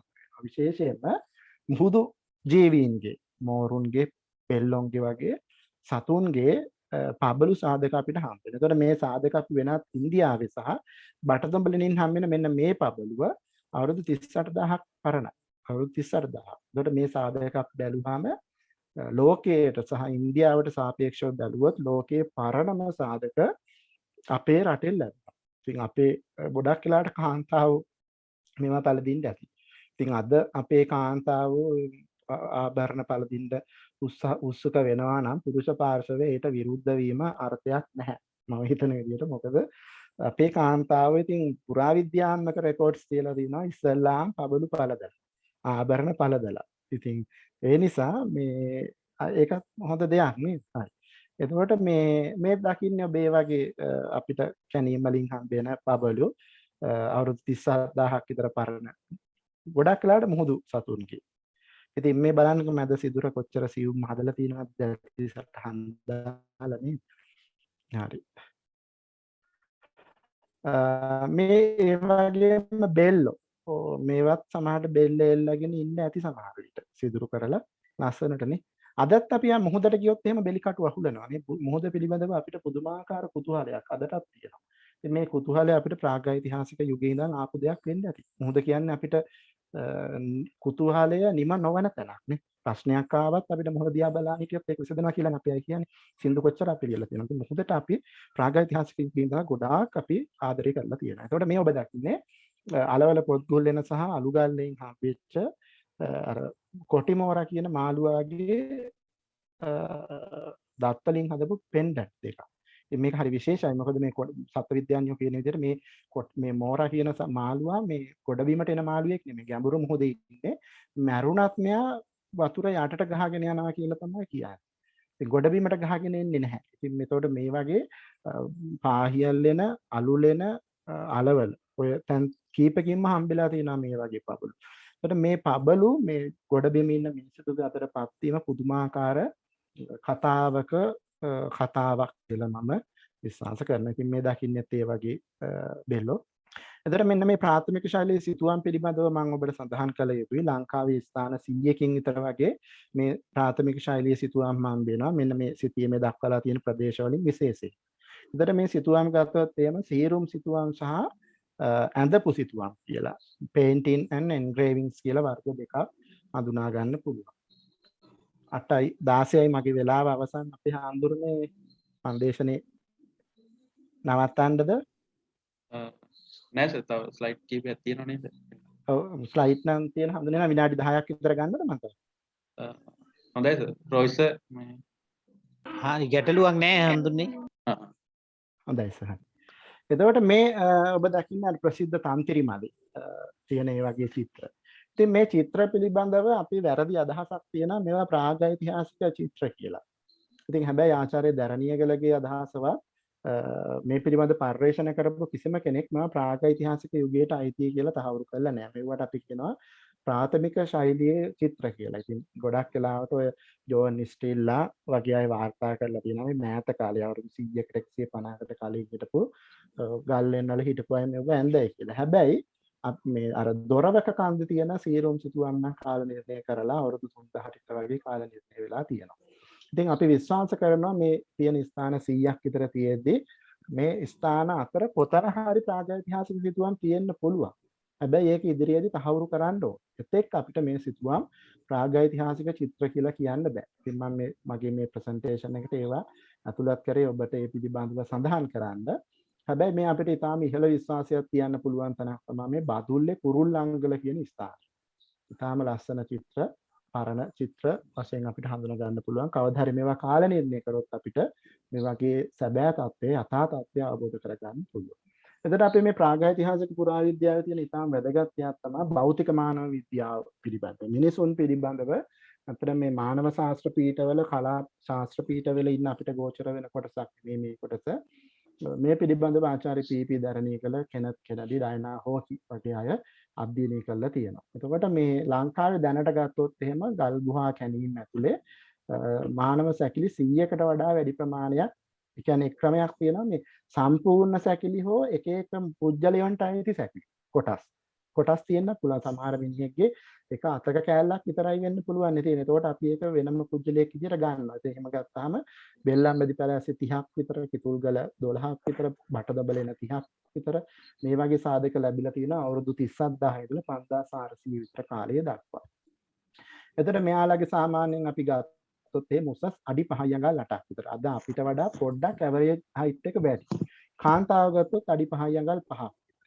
හිස්කබලේ දහරිතාව ගත්තොත් එහෙම වෙනස් වෙන සුළුයි. නමුත් පිරිමියෙක්ගේ 1589ක් විතර, කාන්තාවගේ 920ක් විතර වගේ ඔළුවේ ප්‍රමාණය. ඉතින් මේකේ මේ බුද්ධිය අඩුයි කියන එක නෙමෙයි අදහස් වෙන්නේ. ඔළුවේ ප්‍රමාණය අඩුයි කියන එක කාන්තාව. හරි. එතකොට මේ නලල එහෙම අපිට මේ නලල කැපී පෙනෙන ලෙස බෑවුම් ගත වෙලා තියෙනවා. ඒ කියන්නේ අර කෙලින් නෙමෙයි ඇද වෙලා තියෙන්නේ. හරි. එතකොට ඒ වගේ සාධක අපිට තියෙනවා. ඉතින් අපි පස්සේ වෙලාවක් ලැබුණොත් ඒවා පිළිබඳව වෙනම අපිට සාකච්ඡා කරන්න පුළුවන් ටිකක් ගැඹුරින්. එතකොට මේ සාධක එක්ක බලද්දී අපිට සාමාන්‍ය මනුෂ්‍ය වර්ගීකරණයේ ඔස්ට්‍රලොයිඩ් මානව ලක්ෂණ තියෙනවා. ඒ වගේම මේ කාන්තාව සහ පිරිමීන් අතර ලිංගික ද්විරූපීතාවය ගොඩක් ඉහළයි. කියන්නේ ගැහණුයි පිරිමි වෙන් කරලා හඳුනා ගන්න පුළුවන්. එහෙම ඒ තියෙන සාධකත් එක්ක. එතකොට මේ සාධක එක්ක අපි බලද්දී ආසියාවේ මෙතෙක් ලැබිලා තියෙන පරණම මානවය පිළිබඳ සාධක අපේ ලංකාවෙන් දැනට ලැබිලා තියෙනවා. පාහියල් දෙන අවුරුදු 31000ක් විතර පරණ සාධක, බටදබලෙන අවුරුදු 28000ක් විතර වගේ පරණ සාධක. එතකොට මේ කෙනත් කෙනඩි මේ පිළිබඳව අදහස් කීපයක් පළ කරනවා. බලංගොඩ මිනිසාගේ ලක්ෂණ ලංකාවේ මිනිසුන් අතර විවිධ ප්‍රමාණයෙන් තියෙනවා. වැද්දන් අතර මේ බලංගොඩ මානවයාගේ ලක්ෂණ වැඩියෙන් තියෙනවා. ඉතින් ඔබට දැන් මතක ඇති අර මේ හෙන්රි පාකර් එයාගේ පොතේ කියනවා ලංකාවේ වැද්දෝ කියන්නේ යක්ෂයෝන්ගේ මුණුපුරෝ කියලා. අර වංශ කතාවල. ඉතින් ඒ කාරණේ මෙතනදී පැහැදිලි වෙනවා. මොකද යක්ෂයෝ කිව්වොත් අපි බලංගොඩ මානවයාට ඒ බලංගොඩ මානවයාගේ ඍජු වර්තමානිකයෝ තමයි වැදිපරම. එතකොට වැද්දොන්ට වඩා අඩුවෙන් මේ සාධක ශරීර දර්ශක අතින් ගත්තොත් එහෙම සිංහල මිනිස්සුන්ට ඥාතිකම් පෙන්වන බව පේනවා. එතකොට ඩයනා හෝකි කියනවා ශාරීරික ලක්ෂණ අතින් ගත්තොත් එහෙම දකුණු ආසියාවේ නූතන මානවයාගේ පෞරාණික ලක්ෂණ බලංගොඩ මානවයා නිරූපණය කරනවා. එතකොට මේ තියෙන කාල නිර්ණය එක්ක අර දැනට ලෝකයේ පිළිගන්න මතයක් තියෙනවා අර out of Africa theory කියලා. නූතන මානවයා අප්‍රිකාවේ බිහි වෙලා අප්‍රිකාවෙන් පිටතට ගියා කියන මතය ලංකාවේදී අභියෝගයකට ලක් වෙනවා කියන කාරණය. ඉතින් ඔබ මේ දකින්නේ නූතන මානව විසරණය පිළිබඳව නැගරික අප්‍රිකාවේ බිහි වෙලා මිනිස්සු මේ ඊතල දක්වා තියෙන විදිහට ව්‍යාප්ත වුණා කියන. එතකොට මේ මෙතන අපිට 70000 වගේ උතුරු ඉන්දියානු ප්‍රදේශවල කාරණා ඉන්න ලැබෙද්දී අපි දැන් සාකච්ඡා කරා ලංකාවේ අවුරුදු 80000ක් විතර පරණ සාධක නූතන මානවයාට සම්බන්ධව ලැබෙනවා. ඒකයි කියන්නේ මේ out of Africa theory කියන එක අපිට යම්කිසි ආකාරයකට අපේ රටේදී අභියෝගයට ලක් වෙනවා කියන කාරණා. ඒවා අපිට ඉදිරියේදී දීර්ඝ වශයෙන් ඕනනම් සාකච්ඡා කිරීමේ හැකියාව තියෙනවා. හරි. එතකොට නවශිලා යුගය පිළිබඳව මම සාකච්ඡා කරන්න හිතුවා. නවශිලා යුගය ගත්තොත් එහෙම මැටි භාජන, උපදැමු ශිලාමෙවල, සත්ව ගෘහාශ්‍රිතකරණය, මූලික කෘෂිකර්මය කියන සාධක වලින් තමයි අපි නවශිලා යුගය හඳුනාගන්නේ.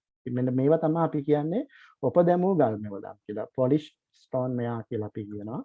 එතකොට මේ අපි ගත්තොත් මූලික කෘෂිකර්මයේ මෙන්න මේ ලෙවාන්ට් කියන කලාපය මැද පෙරදිග ඔය අද ඔය යුද්ධ ගොඩාක් තියෙන සිරියාව ඔය පැත් යෝදානේ ඔය වගේ පැතිවල තමයි ආරම්භ වෙලා තියෙන්නේ මධ්‍ය ආසියාවේ ඔය කලාපي.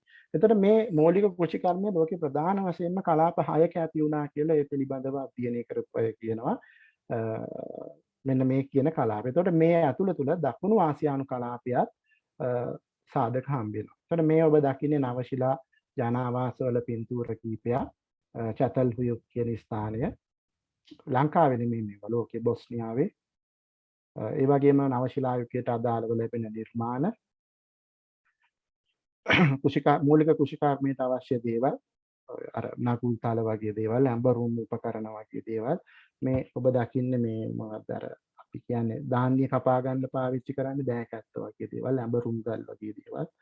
හරි. එතකොට මේ නවශිලා යුගය ගැන ලංකාවේ කතා කරද්දී ලංකාවේ මේ නවශිලා යුගය පිළිබඳව ප්‍රබල තොරතුරු ලැබෙන්නේ නැහැ. නමුත් ආචාර්ය රත්නසිරි ප්‍රේමතිලක මැතිතුමා හෝටන් තැන්න ප්‍රදේශයේ සිදු කරපු අධ්‍යයන වලින් පැහැදිලි කරලා තියෙනවා. අදට අවුරුදු 13000කට විතර කලින් අර ඉන්සිපියන්ට් ඇග්‍රිකල්චර් කියලා අපි කියන්නේ කෘෂිකර්මය කියන වචනේ පාවිච්චි කරන්න බෑ. මූලික කෘෂිකර්මය පිළිබඳව සාධක අපේ රටේ හම්බ වෙනවා කියලා. අර යව සහ බාර්ලි, වී, රයිස් සටයිව වගේ දේවල් අර හෝටන් තැන්නේ යට තියෙන පීට් නිදිවල අර විදුම් කූරු යවලා ගන්න සාම්පල් වලින් තහවුරු වෙනවා කියලා එතුමා ප්‍රකාශයට පත් කරලා තියෙනවා. එතකොට මේ දකින්න භූ දර්ශනය හෝටන් තැන්නේ මේ තියෙන ලද්දේ පතන භූමිය ඇති වෙලා තියෙන ප්‍රාග්යිතිහාසික මිනිසුන්ගේ ක්‍රියාකාරීත්වය නිසා බව පීපි දරණීගල ආචාර්ය සිරාන් දරණීගල වගේ අය අදහස් වෙලා තියෙනවා. මෙයාලා සතු දඩයන් කරන්න මේ ගිනි කැලෑ ගිනි තියලා තියෙනවා නිරන්තරයෙන්. ඒ නිසා තමයි මේ පතන භූමිය ඇති වෙලා තියෙන්නේ. හරි. එතකොට මේ පිළිබඳව මේ නවශිලා යුගය පිළිබඳව ටිකක් ප්‍රබල සාධක ආචාර්ය W.H. විජේපාල මැතිතුමා විසින් කරපු මේ දොරවක කන්ද වරකාපොළ ආසන්නයේ තියෙන දොරවක කන්ද කියන කැණීමෙන් අනාවරණය වෙලා තියෙනවා. ඉතින් මේ දොරවක කන්ද කැණීම ගත්තොත් එහෙම එතන තිරුවානපත්තුරු ශිලාමෙවල මැටි බඳුන් අඟුරු ඒ වගේම ධාන්‍ය වර්ග පිළිබඳ සාධක හම්බෙලා තියෙනවා. අර මම කලින් කියවනේ නවශිලා යුගයේ පෙන්눔 කරන අවස්ථාවක් කියලා නවශිලා යුගයේ මේ එතකොට මේ පරණම සාධක අවුරුදු බිෆෝර් ප්‍රසන්ට් අදින් වර්ෂ 7200ක් විතර පරණ කාලයේදී අපි ධාන්‍ය පාවිච්චි කරපු බවට සාධක වරකාපොළ ආසන්නයේ තියෙන දොරවක කන්දේ ලැබිලා තියෙනවා. එතකොට දොරවක කන්දේ තියෙන සාධකත් එක්ක අපේ නවශිලා යුගයක් පැවති බව තහවුරු වෙනවා. එතකොට ඉන්දියාවේ හැබැයි අපිට හම්බෙන විදිහේ උපදැමූ ගල් ආයුධ මැටි භාජන හීලා කරපු සතුන් පිළිබඳව ප්‍රමාණවත් සාධක තාම ලැබිලා නැහැ. ඉතින් ඉදිරියේදී කරන ප්‍රාග්යිතිහාසික පර්යේෂණ වලින් ප්‍රාග්යිතිහාසඥයන් තමයි මේ වගකීම යුතුයකම මේ අවුල් විසඳාලීමේ හැකියාව තියෙන්නේ. ඉතින් මේ වගේම පස්සේ අපි පූර්ව ඉතිහාසයට අවතීර්ණ වෙනවා.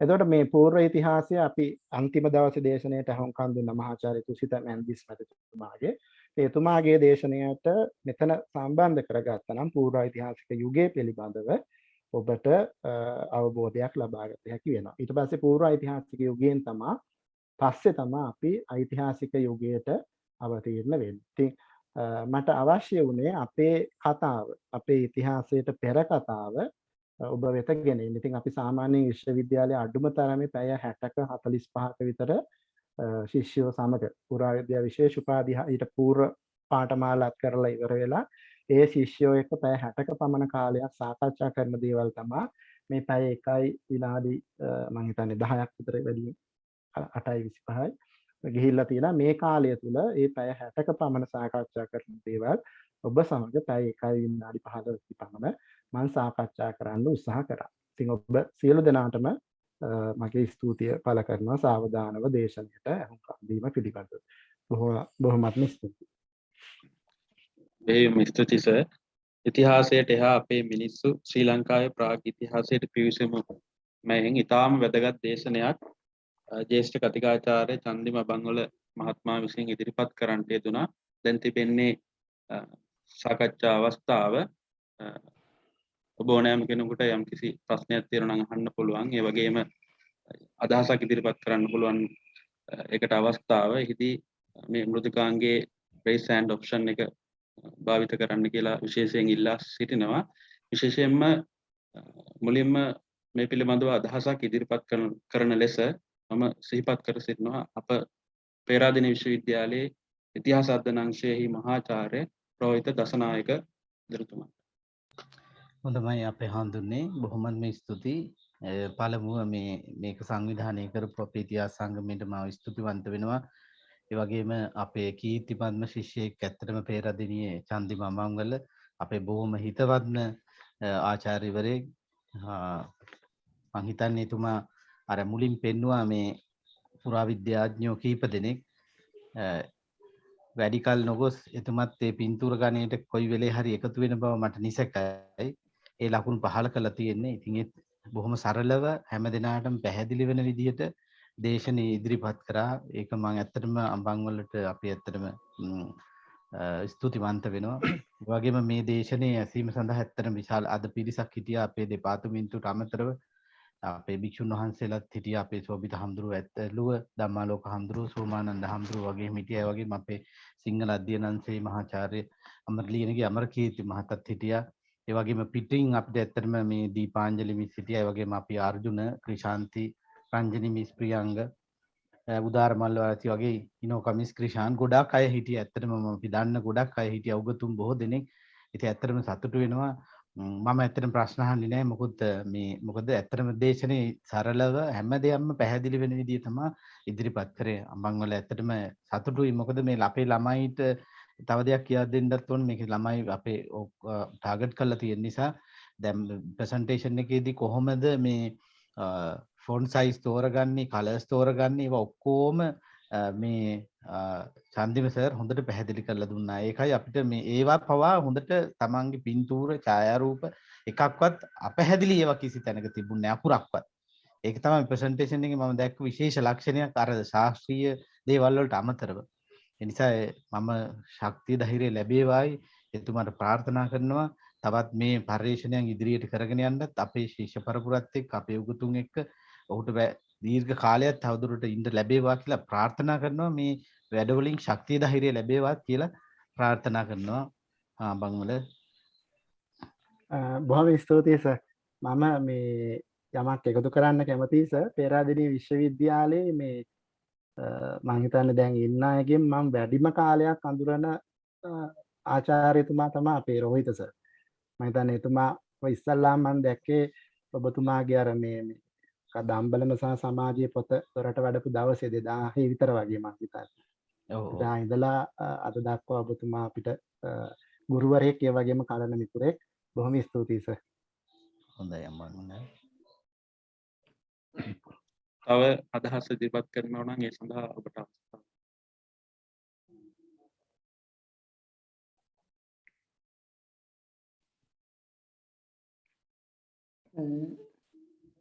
අපේ ජ්‍යෙෂ්ඨ කතිකාචාර්ය අඹන්නල හාමුදුරනේ. ඔව් මේ මම හිතන්නේ අපේ රෝහිත් සර් කිව්වා වගේ ළමයි හැමෝටම බොහොම පැහැදිලි වෙන විදිහට ඔබතුමා දේශනේ සිද්ධ කළා.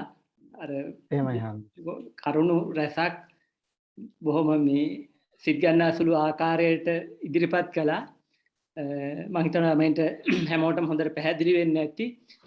මම ඔබතුමාගේ පොඩි කාරණාවක් දැනගන්න කැමතියි. අර සඳහන් කළානේ මේ කිතුල්ගල බෙලිලන අර සක්ක බැම්ම පිළිබඳව ඊළඟට කුරුවිට බටදබලෙන පනා බැම්ම. ඒවෙන් අපිට අර පැහැදිලි වෙනවානේ ආරක්ෂාව වගේ දේවල් සම්බන්ධයෙන් අවධානය යොමු කළා කියන එක නේද? හාමුදුරනේ ඇත්තටම එතන අර මේ කිතුල්ගලයි එතන නම් අර ගල්ලෙන ඇතුළට අර පස්සෙන එක වළක්වන්න තමයි බැමි බැඳලා තියෙන්නේ හාමුදුරනේ. ගුහාව ආරක්ෂා කරගන්න තමයි. ඔව්. එතකොට මේ කාලේ ආරක්ෂාව සම්බන්ධයෙන් යම් ක්‍රියාමාර්ග ගත්තා කියලා වෙන මොකුත් සාධක ලැබෙනවද? ඒ කියන්නේ හාමුදුරනේ අර දැන් මේ තමන්ගේ කණ්ඩායමේ ආරක්ෂාව සඳහාද? ඔව් ඒ වගේ. එහෙම සාධක නම් හාමුදුරුවනේ ලැබෙන්නේ නැහැ. හැබැයි තියෙන නිරන්තර ගැටුම් තියෙන්න ඇති කණ්ඩායම් අතර නේද? එයාලගේ අර සීමාව අතික්‍රමණය කරනකොට එහෙම අර දඩබිම් සඳහා එහෙම අපිට කැනීම් මගින් නම් මම දන්නා තරමින් එහෙම තොරතුරු ලැබිලා නැහැ හාමුදුරනේ. ඒ මුල් කාලේ තොරතුරු ලැබිලා නැහැ ඒ විදිහට නේ. එහෙමයි හාමුදුරනේ. හරි හොඳයි. මහාචාර්ය ලියනගේ අමරකීර්ති සර්. මට මේ කියන්න තියෙන්නේ මේ ඉතාම ඉතාම ඉහළ ගණයේ මේ ඉදිරිපත් කිරීම මම මේ පුරා විද්‍යාව ගැන මොනවත්වත් දන්නේ නැති හින්දාම යාවේ මේ මූලික දේවල් දැනගන්න මේ ඉතාම හොඳට සංවිධානාත්මකව ඒ වගේම ලංකාවේ මේ ප්‍රාග් ඓතිහාසික තත්වය මුළු ලෝකය තුලම දකුණු ආසියානු කලාපය තුලම තියලා මේ විශේෂයෙන් තනි භාෂා සංස්කෘති හැදෙන්න කලින් මිනිස්සු හිටපු ඒ ලෝකයේ ඇතුලේ කියලා බොහොම ලස්සනට මේ කතා කරා. ඒකෙන් මම ඇත්තටම ගොඩක් දේවල් ඉගෙන ගත්තා. මම නිකන් එක ප්‍රශ්නයක් මට මේ අම්බන්වල මහතා කතා කරද්දී මට හිතුන එකක් තමයි මේ අපේ ඉහෙලියක් ඉන්නවා සුනේත්‍රා සමරවික්‍රම කියලා. එතුමිය මානව විද්‍යාව ආචාර්ය උපාධියක් කරලා දැන් අන්තිම දැන් ඉවරයි අත්‍තරම ඇමරිකා එක්සත් ජනපදයේ කරන්නේ. ඇය කරේ මේ මැනික් ආශ්‍රිත ජීවිතය. එතකොට මේ අර රත්නපුරේ ගැන ඔබතුමා කියද්දී ඒ දේවල් එතනදී මේ එතුමිය හොයාගත්තු නෙමෙයි අත්‍තර මේ ක්ෂේත්‍රයේ සෑහෙන ප්‍රචලිත. නමුත් එතුමිය ලියලා තියෙනවා හරිම සිග්ගන්නාසුළු තොරතුරක්. ඒ තමයි මේ රත්නපුරේ හම්බ වෙන මැණික් ඒ පාෂාණ වගේ දේවල් මැඩගස්කරේ හම්බ වෙන ඒ විදිහට මැඩගස්කරේ ඒ පාෂාණ වගේ දේවල් ඒ වගේම අප්‍රිකාවේ ආසියාවේ ඉන්න සත්තුන්ගේ ශාකවල නිකන් දෙමුහුන් ස්වරූපයක් තියෙනවා මැඩගස්කරේ.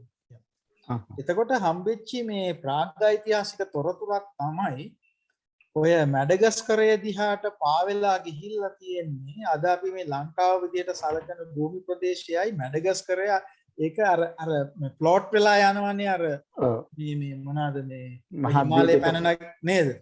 අර ප්ලේට් ටෙක්ටොනික්ස් කියලා අන්න හරි.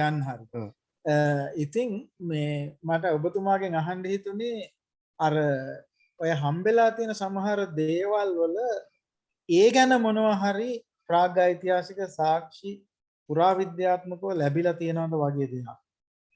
ඒකට උත්තරයක් නිශ්චිතව දැන් නැති වුණත් කමන්නේ. මොකද දැනටමත් ඔබේ ඉදිරිපත් කිරීම ඉතාම හොඳයි. මම ගොඩක් දේවල් ඉගෙන ගත්තා.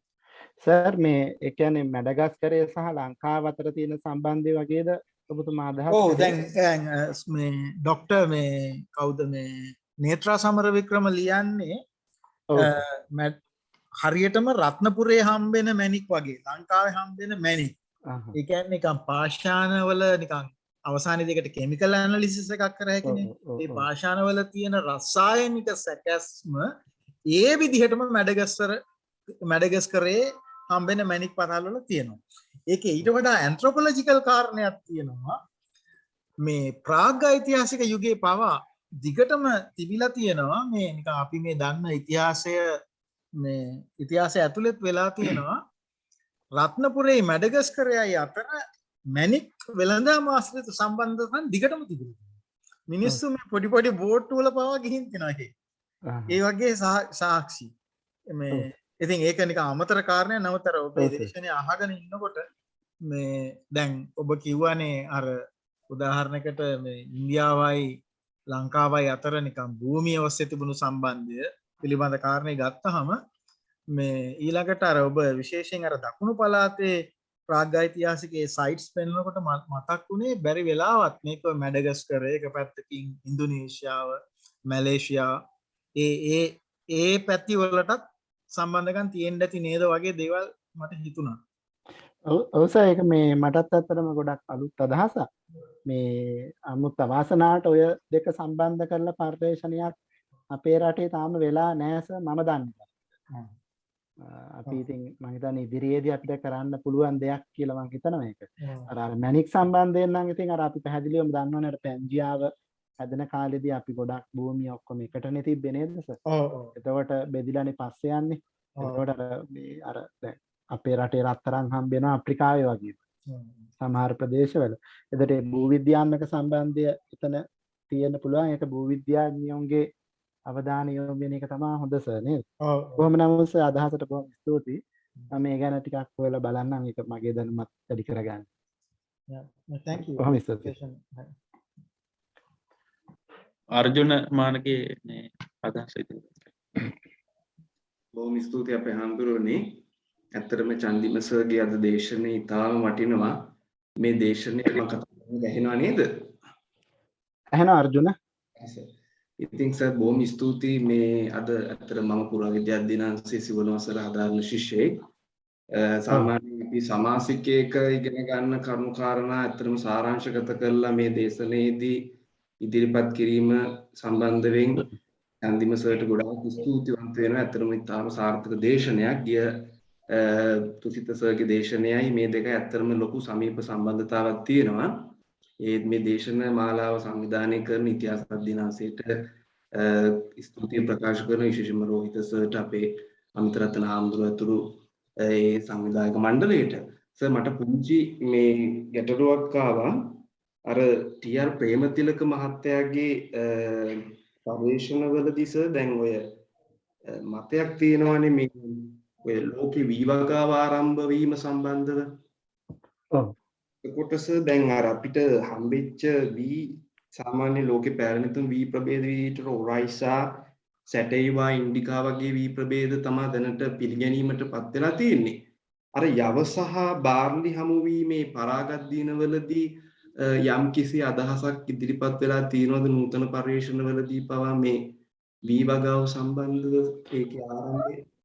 ඔව් වී වර්ග කැලෑ වී වර්ගයක් පිළිබඳ සාධකත් ප්‍රේමතිලක සර් දක්වනවා අර්ජුන. ඕකේ සර්. ඔව් මම මේ ඔයාගේ ඊමේල් එක මට එවුවොත් ඊට අදාළ පර්යේෂණ පත්‍රිකා ටික මම ඔයාට එවන්නම්. හරි සර් බොහොම ස්තුතියි සර්. හරි. thank you sir. හරි. ශ්‍රී ලංකා භික්ෂු විශ්වවිද්‍යාලයේ කතිකාචාර්ය කැලේගම ජිනරත්න පඬිතු හාමුදුරන් වහන්සේ.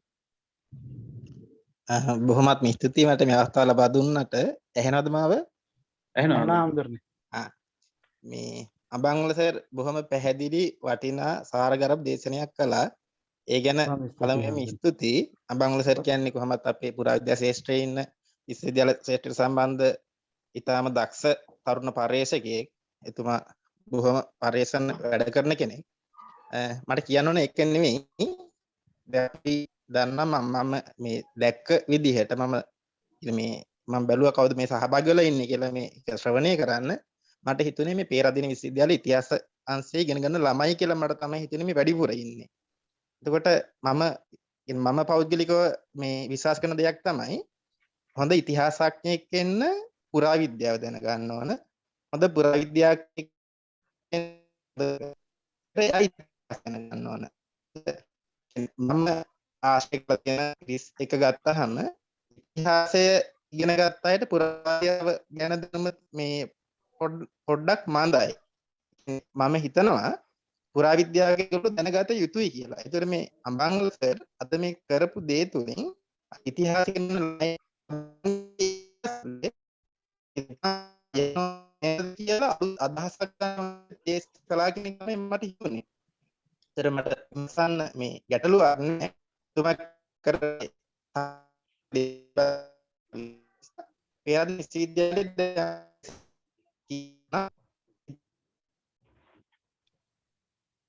පැහැදිලි නෑ හාමුදුරනේ පොඩ්ඩක් ආයෙ නැවත. හාමුදුරුවෝ ඩිස්කනෙක්ට් වුණා වගේ නේද හාමුදුරුවෝ? ඔව් ඔය සිග්නල්.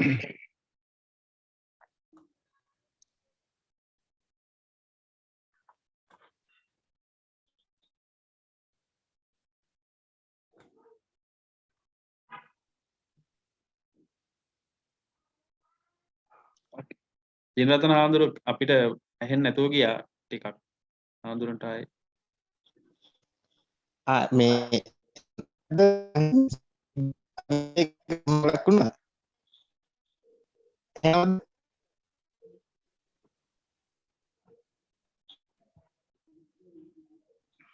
එනවද මාව? දැන් එනවා. නෑ මං පැනයක් නෙවෙයි. මං අදහස් තමයි මම පැහැදිලි කළේ.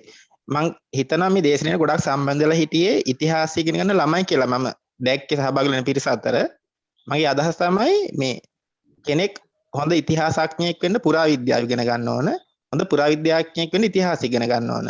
ඒතර මේ ඉතිහාස ඉගෙන ගන්න ළමයිට ඒ දෙයට අත්ලක් චන්දිම සර් සැපෙව්වා කියන අදහස තමයි මට දැනුනේ මේ දේශනය අහද්දී. ඒකට ඒගොල්ලන්ට පුළුවන් ඒ ළමයිට පුළුවන් තමන්ගේ අධ්‍යයන කටයුතු සාර්ථකව ඉස්සරහට කරගෙන යන්න තමන් මොන වගේ ක්ෂේත්‍රයකද නියැලෙන්න ඕනේ කියන අදහස ගන්න පුළුවන් කියලා හැඟීමක් මට ඇති වුණා ඒ දේශනය අහනකොට.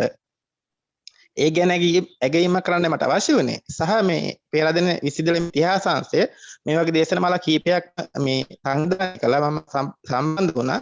ඊටාම සාර්ථක දේශනමාලාවක්. ඉදිරියටත් මේ කටයුත්ත මේ විදිහටම සාර්ථකව පවත්වාගෙන යන්න කියලා ඉල්ලීමක් කරන ගමන් ඒ කටයුතු සාර්ථක වෙන්න කියලා මම ප්‍රාර්ථනා කරනවා සහ අවස්ථාව ලබා දීම පිළිබඳව ස්තුතිවන්ත වෙනවා. ත්‍රිවන් සරණයි. එමේ අඳුරු තෙරුවන්. බොහොම ස්තුතියි අපේ හාමුදුරනේ. මම හිතන්නේ කාල වේලාවත් එක්ක අවශ්‍ය නම් තව එක් අයෙකුට වගේ පැනයක් විමසන්න පුළුවන්. එහෙම නැත්නම් අදහසක් ඉදිරිපත් කරන්න පුළුවන්.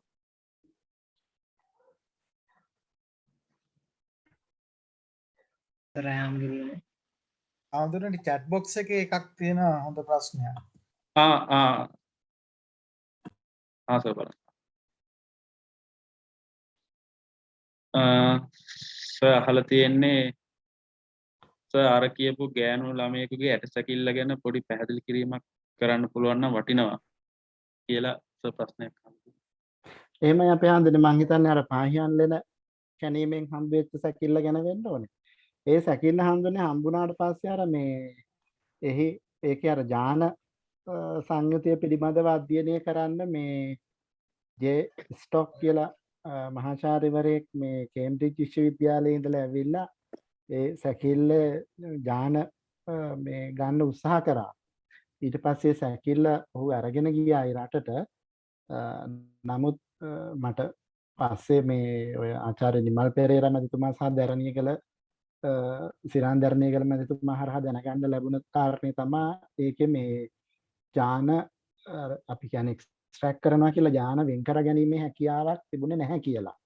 මොකද ඒ වගේම එතුමා පළ කරලා තියෙනවා කවදාවත් ලංකාවේ ගල්ලෙන් ඇතුලේ තියෙන සැකිලි වලින් ඥාන ලබා ගන්න පුළුවන් වෙන එකකුත් නැහැ කියලා.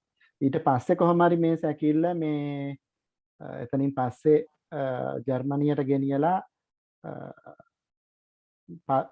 මේ පිළිබඳව මම දන්න තරමින් ලිපියක් පළ වෙලා නැහැ. ඒකට ඒ කාන්තාව අවුරුදු 16ක විතර වගේ ගෑනු ළමයෙක්ගේ බව තමයි තහවුරු වුණේ. ඊට පස්සේ මේ සැකිල්ල දැනට මම හිතන්නේ ජර්මනියට ගෙනියලා පස්සේ ටිකක් මතභේදයක් ඇති වුණාට පස්සේ තානාපති කාර්යාලයට බාර දීලා ලංකාවට ආම ගෙනල්ලා නැහැ. ඒක ඇත්තටම ලොකු ඛේදවාචකයක්. මොකද අපේ රටේ සැකිල්ලක් කියන්නේ අපේ වස්තුවක්, අපේ පුරාවස්තුවක්. එතකොට ඒක දැනට මම හිතන්නේ විදේශගතව තියෙන්නේ. මේ ළඟදී මම හිතන්නේ අගමැතිතුමාත් මැදිහත් වෙලා පුරාවිද්‍යා අධ්‍යක්ෂ ජෙනරාල්තුමාට දැනුම් දීලා තිබුණා මේ සැකිල්ල වහාම ලංකාවට ගෙනෙන්න කියලා. මම හිතන්නේ කටයුතු දැනට සූදානම් කරලා ඇති. නමුත් මා දන්නා පරිදි තාම ලංකාවට සැකිල්ල ගෙනල්ලා නැහැ. ඉතින් ඒ වගේම මේ වැඩිතොරතුරු ප්‍රකාශයට පත් වෙලත් නැහැ පිළිබඳව. ධම්මගජ හඳුරු ඇතකට. අනේ අපි හඳුන ගොඩක් ස්තුතියි අවස්ථාව ලබා දුන්නට. සර් මට මේ මිනිසගේ පැහැදිලි කිරීම ඉතාමත් වටිනවා. ඒ ගැන බොහොම ස්තුතිවන්ත වෙනවා. මිනිස ඒකේ අර මේ ඒ ගෑනු ඇට සැකිල්ල උඩ ගලක් තියෙනවා කියලා සර් පෙන්වුවා නේද? ඔව් එහෙමයි හඳුන්නේ. ඒකේ සර් මොකක්ද ඒකේ අදහස් ගන්න? ඒක ඝාතනයක්ද? එහෙම නැත්නම් පස්සේ කාලික වැඩිච්ච ගලක්ද? මම මේ ෆොටෝ එක ආයේ පෙන්නන්නම් හඳුන්නේ. මගේ ස්ක්‍රීන් එක පේනවද? පේනවා සර් පේනවා. හරි.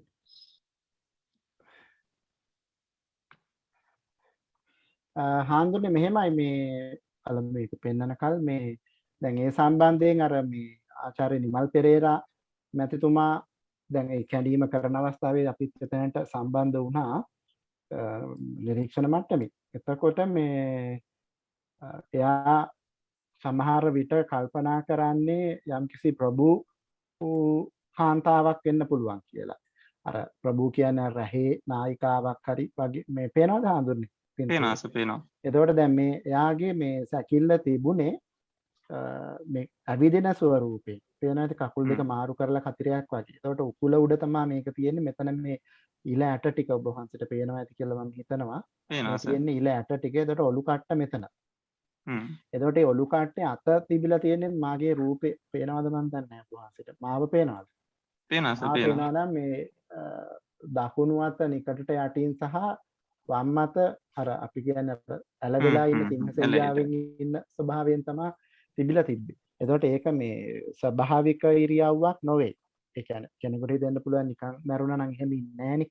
එතකොට මිය ගියාට පස්සේ යාව ගෙනාලා විශේෂ ආදාහම් ඒ කියන්නේ භූම දානයක් කරපු බව තමයි ඒ පිළිබඳව මේ ආචාර්ය නිමල් පෙරේරා මැතිතුමාගේ අදහස. එතකොට අර මොන අදහස නැගිටලා ඇවිදී කියලා අදහසින්ද දන්නේ නැහැ උකුල උඩ ගලක් කියලා. ඝාතනයක් කරපු බවක් නෙමෙයි මිය ගියාට පස්සේ තමයි ඒක තියලා. එතකොට සර් ඔය වගේ දැන් මෑත කාලේ අපි ඔය සොහොන් බඳිනා වගේ මේකෙත් වටේ මොකක් හරි එහෙම සොහොනක් බැඳා වගේ නැත්නම් අර පිළිවෙලකට වලක් කරලා වල දැම්මා වගේ නෑ එහෙම නෑ. එහෙම නෑ. සාමාන්‍යයෙන් එන්නේ හාමුදුරනේ දැන් ඔය මේ වැද්දෝගේ තිබ්බ ක්‍රමේ තමයි මේ ගල්ලෙනක ඉන්න කෙනෙක් මැරුණාම ඒ ගල්ලෙනේ එයාව නිකන් පොඩ්ඩක් අතින් හාරලා එයාව තියලා උඩින් කොලාතු දාලා වහලා ගල්ලෙන අතෑරලා ගිහිල්ලා ආය අවුරුද්දකට විතර පස්සේ ආවිලා අර අට කටු ටික විසි කරලා ආයේ ගල්ලෙනේම ඉන්නවා. එතකොට ඒ ක්‍රමයේම තමයි ප්‍රාගෛතිහාසික මිනිස්සුත් කරන්න ඇත්තේ. මොකද හාමුදුරනේ දැන් ප්‍රාගෛතිහාසික කාලය කියන්නේ අද වගේ නෙමෙයි මිනිස්සුන්ට ජීවත් වීම තමයි ප්‍රධාන ප්‍රශ්නේ. එතකොට මේ මලවුන් පිළිබඳව මොකක් හරි තියෙන්නත් ඇති අනිත් අය ගැන දැන් ඔය එච්චර සැලකිල්ලක් තිබෙන්නේ නැති වෙන්නත් ඇති. මොකද ජීවත් වීමනේ ප්‍රධාන දේ නේද? මෙතන සම්බන්ධයෙන් නම් මේ වගේ අදහසක් තමයි තියෙන්නේ අපේ හත්.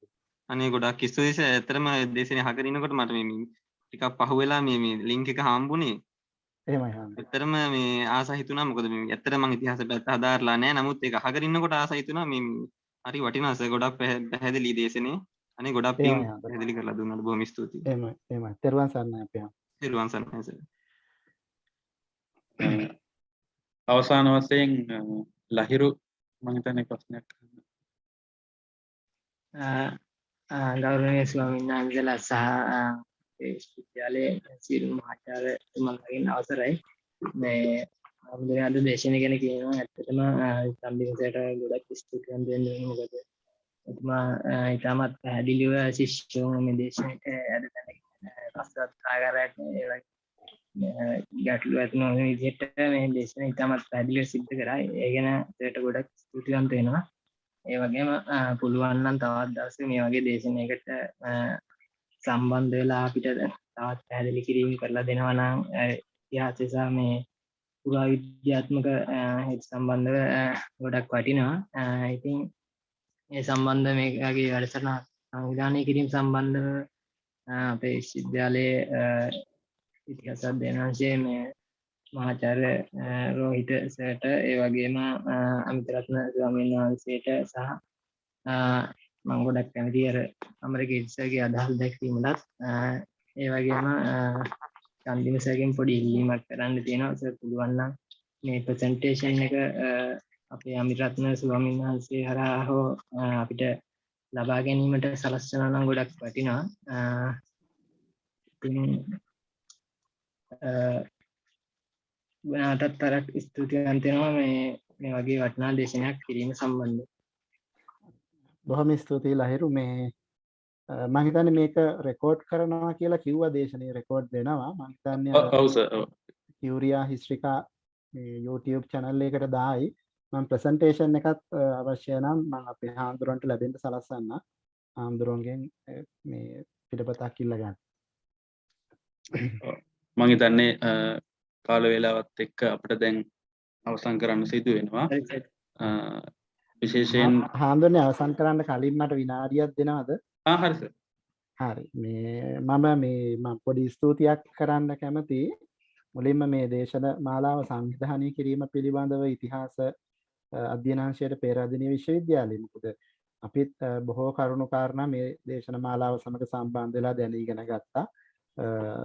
ඉතින් ඒ සඳහා කියුරියා හිස්ට්‍රිකා සංගමයටත් ඉතිහාස අධ්‍යනාංශයටත් ස්තුතිය පළ කරනවා. ඒ වගේම මේ මාව මේ දේශනයට සම්බන්ධ කර ගැනීම පිළිබඳව මේ මහාචාර්ය රෝහිත දසනායක මැතිතුමාටත් ඒ වගේම මේ මහාචාර්ය සුමුදු ධර්මරත්න මැතිණියටත් ඒ වගේම මේ සම්බන්ධීකරණ කටයුතු කරපු අතුකෝරාල මේ මැතිතුමාටත් ඒ වගේම විශේෂයෙන්ම මේ මුල ඉඳන් මම හිතන්නේ මා සමග සම්බන්ධීකරණය වුණ අපේ ගෞරවනීය වන්දනීය කතිකාචාර්ය පෑකඳවල අමිතරතන හිමිපාණන් වහන්සේටත් මේ ඒ වගේම මේ දේශනයට හුම්කන් දුන්න ඔබ සියලු දෙනාටම මාව දිරිගන්වමින් අදහස් පළ කරපු මහාචාර්ය ලියනගේ අමරකීර්ති මැතිතුමා ඇතුළු සියලුම දෙනාට මගේ ගෞරවනීය ස්තුතිය පුද කරනු ලබනවා. බොහොමත්ම ස්තුතියි.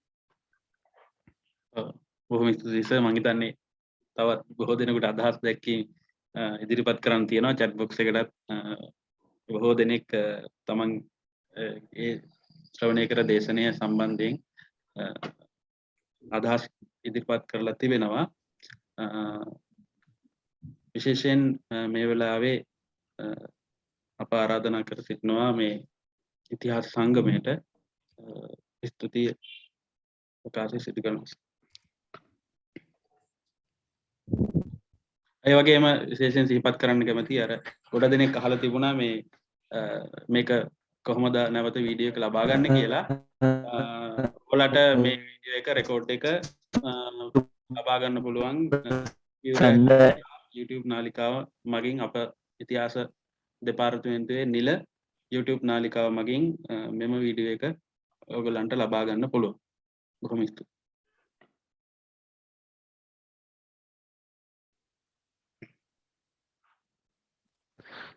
සුබ සන්ධ්‍යාවක් වේවා සියලුම දෙනාට.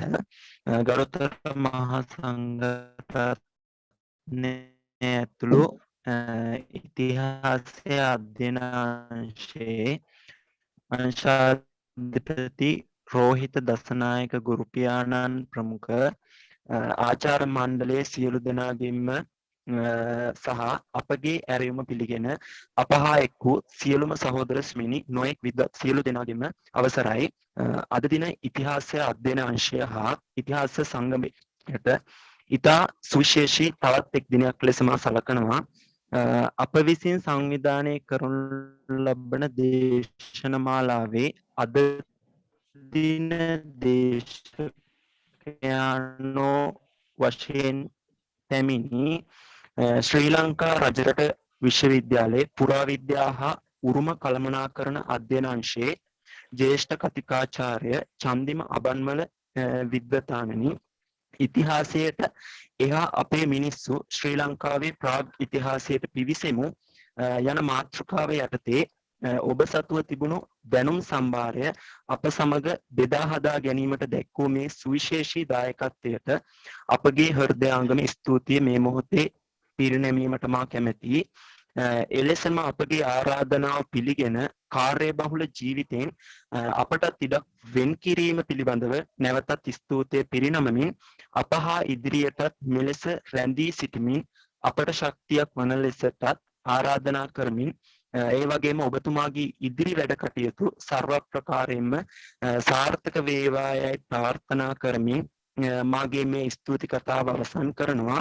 ඒ වගේම අප සමග තවදුරටත් ඉදිරි වැඩ කටයුතුවලදී රැඳී සිටින ලෙස ඔබ සියලු දෙනාගෙන්ම ඉල්ලා සිටින අතර අද දින අවසාන වශයෙන් මේ වැඩසටහන සඳහා සම්බන්ධ වූ සියලු දෙනාටම ස්තුතිය පුද කරනවා. සියලු දෙනාටම සුබ සන්ධ්‍යාවක් ප්‍රාර්ථනා කරනවා. සියලු දෙනාටම තෙරුවන් සරණයි.